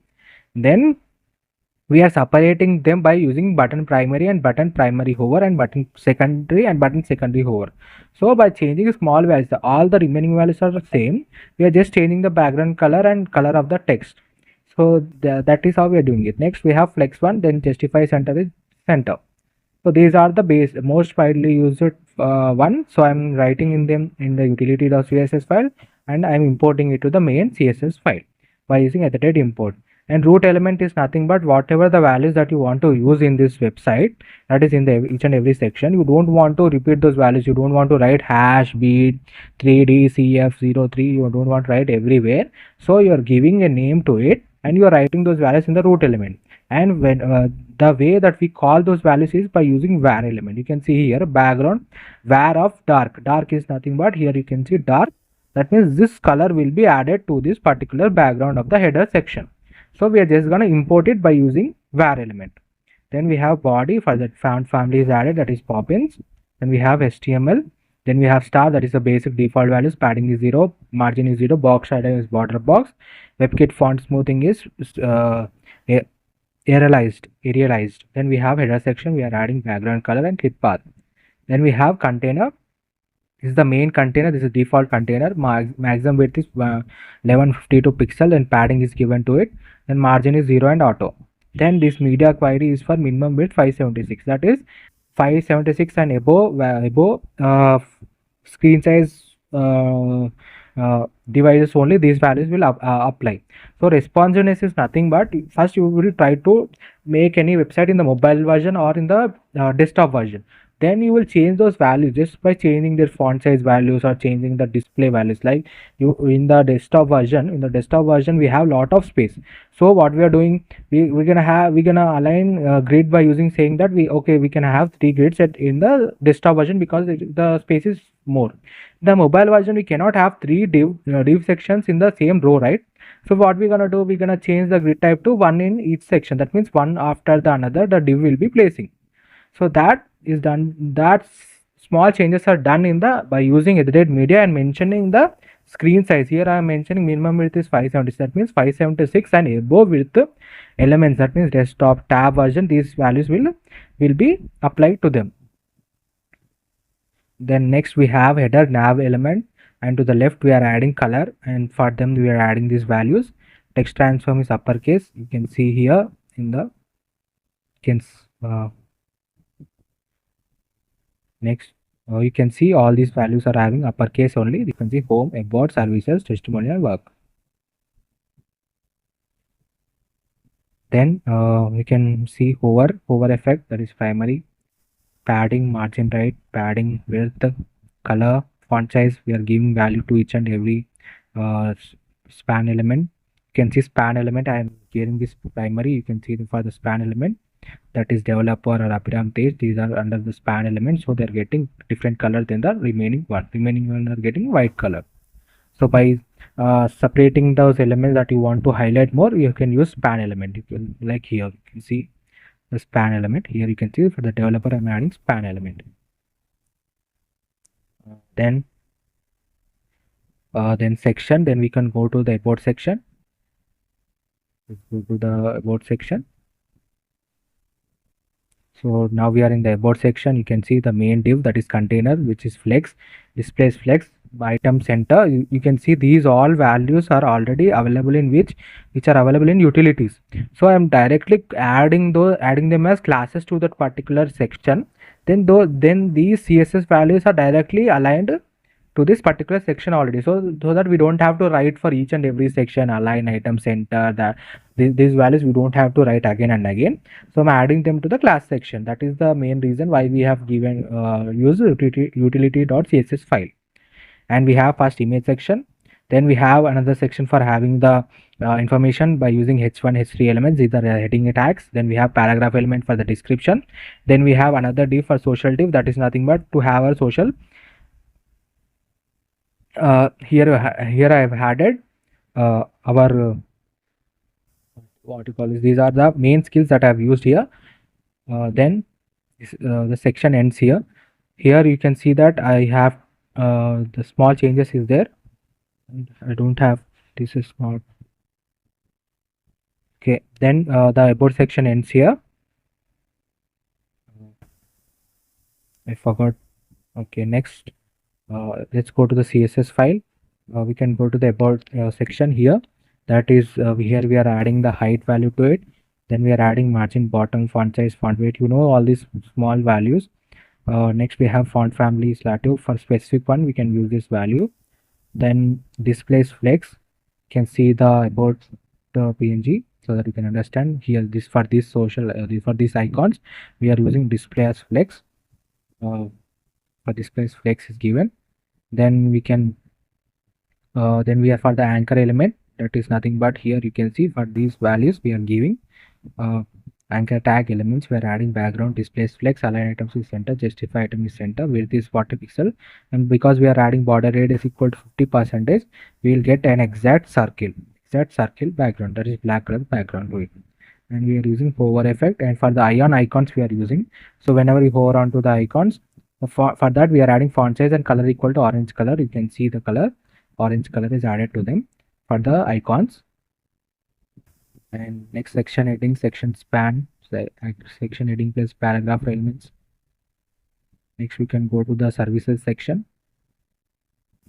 These all values, there's font size, basic values. Most of them I have already covered in the utilities. Then we have service section. Then we are having container. The first container we are having h1 element, that is heading element. You can see section heading element, which is already given here. Section heading element, you can see color is given to that, and we are added color, text align is center, margin bottom is center, line height is center, so that just one second, let me show you the services image. You can see our services and heading both are added exactly at the center of the page. That is done by using this CSS value, that is text align center. Then we have a card section, card wrapper. In that we have div sections. In the first div we are adding an icon, that is a slash icon post slash. Then we are adding HTML element for the heading and paragraph element to let you know what the profession is dealing with. The same div element is copied again for 4-5 times. You can copy as many as you want, as many as many professions that you are doing. Like I am having web developer, I'm a web developer, video editor, e-commerce website developer, and I have a responsive web design also. I'm doing, I'm a Canva designer, I have development. You can add as many as you want. For that I'm using each and every div, separate divs, and I'm wrapping all these divs in one div, that is nothing but card wrapper div. You can see all these divs are inside another div, whole div, that is nothing but card wrapper div. Then we can go to the style.css. Heading tags have been completed. Next service section of service background we are giving. You can see for the card wrapper what we are giving, displays grid. grid template column repeat 3 1FR. So that is the reason we are having 3 elements. You can see 3 1FR means 3 elements are placed in one row, then it will go to the next one and place the remaining one. Grid, that is, this is how you use a grid element. And you can mention the grid column gap is 2rem, grid row gap is 6rem. Column gap is nothing but the gap between each and every section is column gap, and the gap between one row to another row is column row gap. You can see a grid row gap 6rem. And for each card also we are giving background color is white, padding position is given to them, and we're also gonna give values to the ion icon, that is position is absolute. Whenever you give position as absolute, it will hover onto the element. So it will hover onto this div element, that is the parent element, and this icon will become the child element. And because we are added the position is absolute, for that we are given the values to make it center, and we are given color as dark color. You can see it is in black in color. And we are added you can see h2 element, paragraph element, we are given font size, color values, and we have given whenever we pour onto the card element, background will become dark. You can see the background color will become dark, and the text will change, this text color will change into white color. You can see here paragraph element, that the whenever we hover onto it, we can change the paragraph element, will change pure, which is nothing but white color, and the ion icon will change into orange color. You can see here whenever you hover onto it, the background will change into black color, the text will change into white color, and the icon will change into orange color. That is done by hover effect. Whenever you hover onto it, this is how you mention hover. Next we have the section freelancer. Then we have small section, that is freelance section.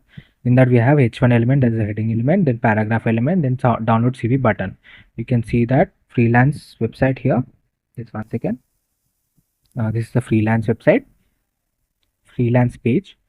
For that we are adding the text align is center, background color linear gradient, and we are adding the image. This is how you integrate two things. You can see here that we are added an image, and we have a light blurrish background, so that you can be able to see the background image. At the same time the text will be appearing darker way, so that you can understand, you can be able to know what text has been written on it. This is how you combine gradient with our image.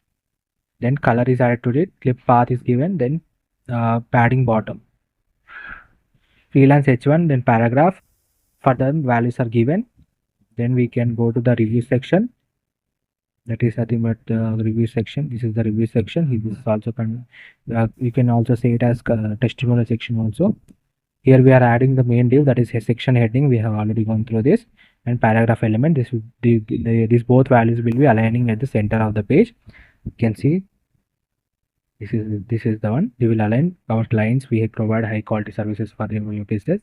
Align exactly at the center, because we have added section heading class to it.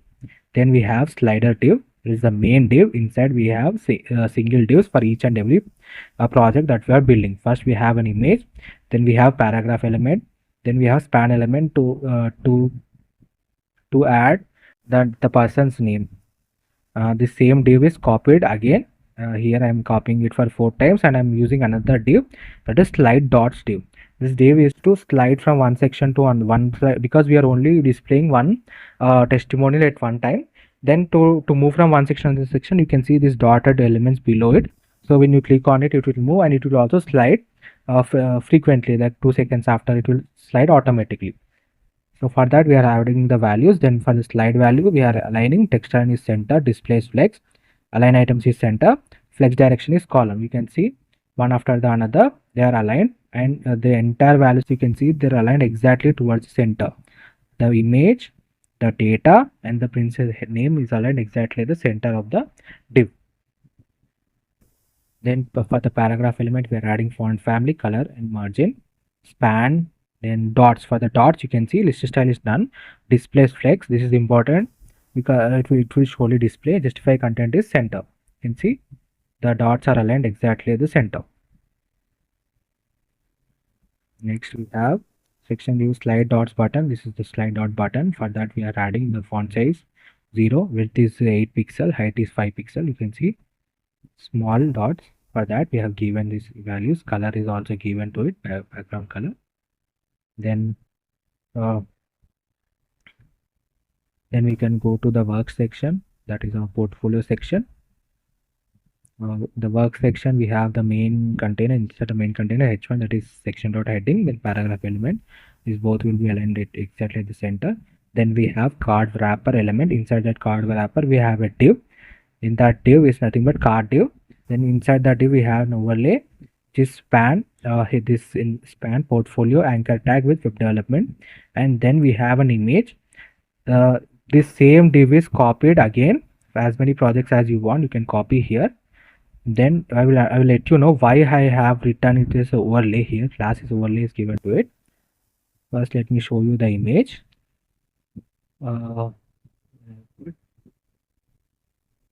Portfolio image. You can see this effect, the hover effect is given to it. That you will understand it. Let me tell you. So here I am giving card wrapper is the main div that holds all the elements. So we are giving displays grid template column repeat 3 1fr. That is the reason we are having 3 portfolios, 3 projects, and then it will go to the next section. So here what I am doing next, we have is the card. For that we are giving position is relative, height is given, and card. Then we are going for the overlay. Here I am giving position as absolute. So what happens whenever you give position absolute, then it will act as a child element and it will hover onto the image. That is the reason car rental web development, these two are divs. You can see here it overlay is a div. In that we have portfolio and web development. These two values are there. These two values will act as child and it will hover onto the portfolio PNG that we have given here. That is only happening here. You can see it will hover onto it. For that we are giving background color and we are giving display flex, justify content is center. So the values will be aligned exactly the center. And it will happen when you hover onto that button. You can see whenever you hover onto it, then only the opacity value will become 1. Opacity is 0 means it will be, even if you hover onto it, it will not be visible to you. And whenever you hover onto the card, then overlay opacity will become 1. It will be visible to you like this way. You can see here in the image. Okay. Next, for the anchor element, the image, then we can go to the block section. So now we are in the block section. Same way, in the main div we have h1 element, that's a heading, and paragraph element. Then we have card wrapper. Then we have div for card, and here we have the main first div, that is image wrapper. That is we are going to have the image. Then we have the second div for the card content. In that we are using anchor element and h1 element to add the data, and span element. Then we are adding paragraph tag to have more information, and anchor tag for no more button. Same div is copied again. For three times. Let me show you the image so that you can understand it perfectly. You can see I'm having 3 div values here, and you can see because I'm adding section heading, our log has been added exactly at the center of the page. So this card wrapper, you can see displays grid template repeat is 3 1fr. So we are going to have 3 aligned exactly in the row format, one after the another. And you can see here that for the image we are giving height width is given, object fit is cover, then card content padding is given to them, h1 anchor tag, and you can see for anchor element whenever you hover onto it the color will change, and then span paragraph element. Then we have read more button, the font size is given to it. Then for the card wrapper we are giving, you can see these are values.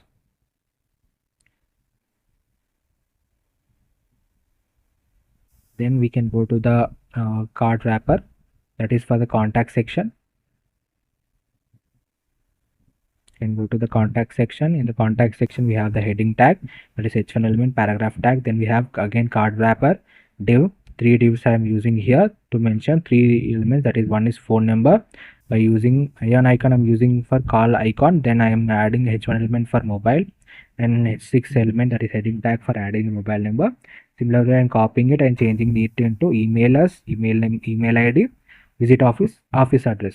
3 sections I am using. Then after that I'm having a form, that is the form element I'm using. Inside we are using input wrap. One is the input div for both input elements, one is text and one is the email.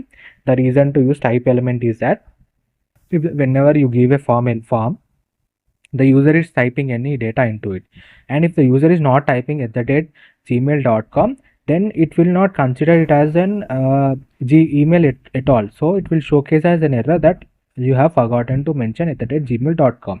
So it will give a validation before submitting your form to it, so that you can be able to get proper valid information. That is the reason every time try to mention type to it. Then we have another div for input text, and text area is given. Text area is whenever you want to have more space or more information that you want to take from the user rather than one liner, then you can mention this. You can use this text area and you can mention column and rows numbers. Then we have button wrapper. Here I am using button for the send message button.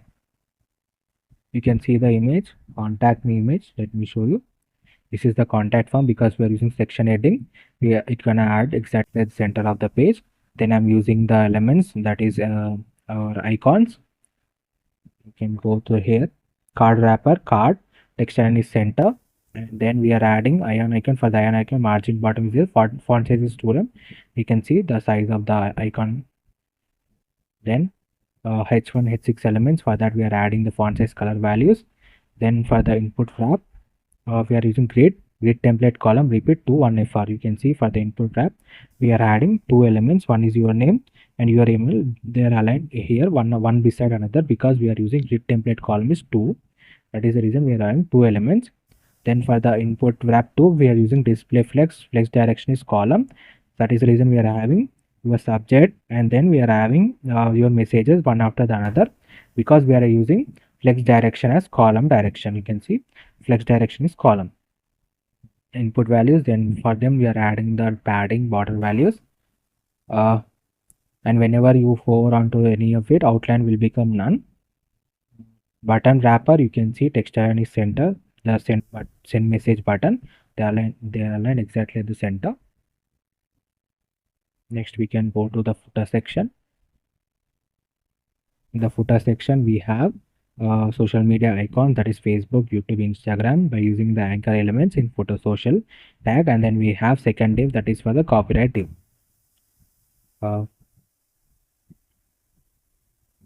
We can see the footer and footer logo here. For the footer social elements, we are using margin top and footer social margin bottom. So color values are given to them. And for the copyright element also we are giving color value. And site main wrapper, this is for the image that we have used in the first section. Then this is the mobile nav. For the mobile nav, you can consider this. You can see all these images, right? Images, index.html, logo file. You consider this as the mobile. Then in the mobile version, we don't have large space, right, to have the entire nav bar in the section, right?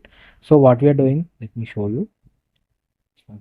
So we don't have this much space. Like in the desktop mode, we have a lot of space, so we are having the nav bar exactly the center. But in the mobile screen, we don't have that much space, right?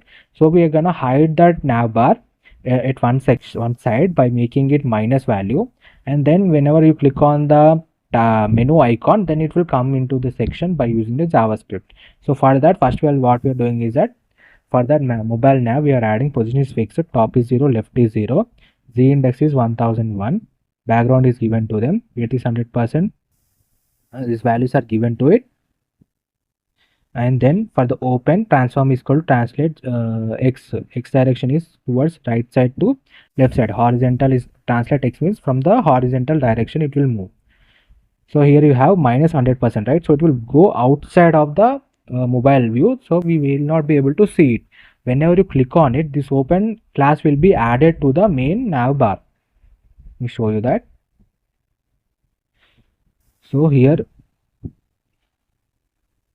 one section, here we can see mobile nav. For this one, we will add this open class. When it will add means, let me show you the JavaScript code for it. So you can see here this arrow for this is for the slider dots that we have in the section, in the client section. Here you can see what I'm doing. I'm referring those values, the times and mobile nav view. You can see here you can see hamburger, then mobile nav view and times. These three I'm referring here, and I'm creating three constants.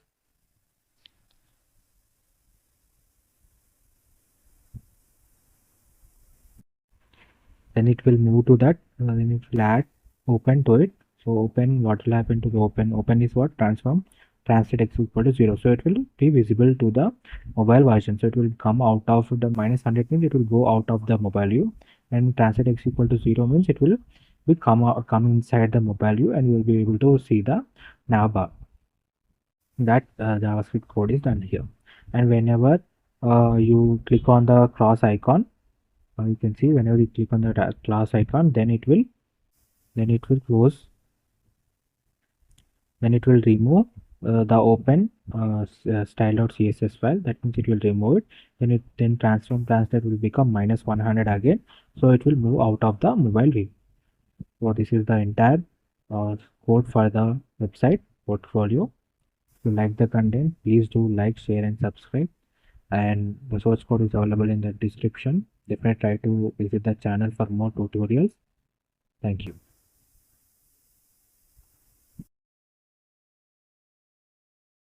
Hello everyone, welcome to my channel.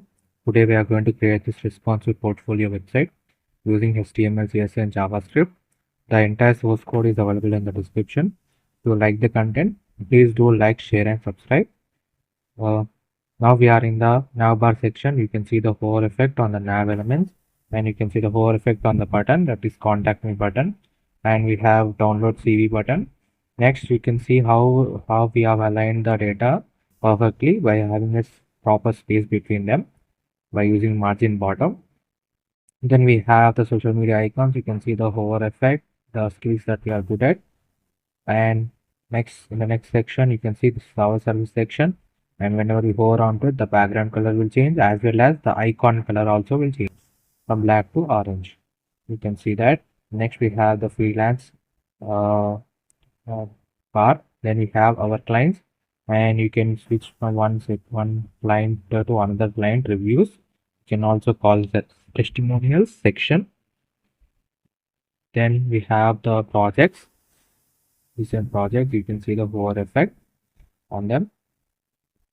Next we have our blog. See the hover effect.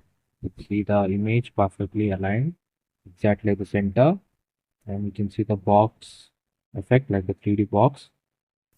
Next we have our contact form.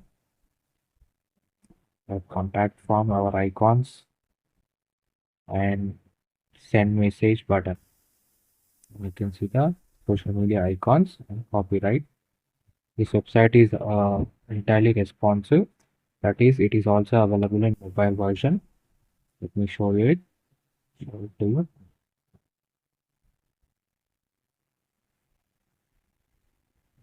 So this is the mobile version. You can see how neatly we have aligned each and every section. It's aligned perfectly for the mobile size, and you can see the bar also. You can see by clicking on it, we have the menu bar.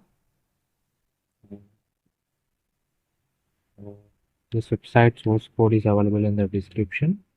Definitely try to build this project, and if you want full tutorials are also available in the YouTube channel of our channel. And if you want to learn web development, definitely try to build this project. All the source codes are available in the description, and the tutorials also, line by line code tutorials also available in the website, available in the YouTube channel of my channel. Definitely try to visit the channel. And entire project is built using HTML, CSS and JavaScript. Iron icons are used, and the source code is available in the description. If you like the content, please do like, share and subscribe. Thank you.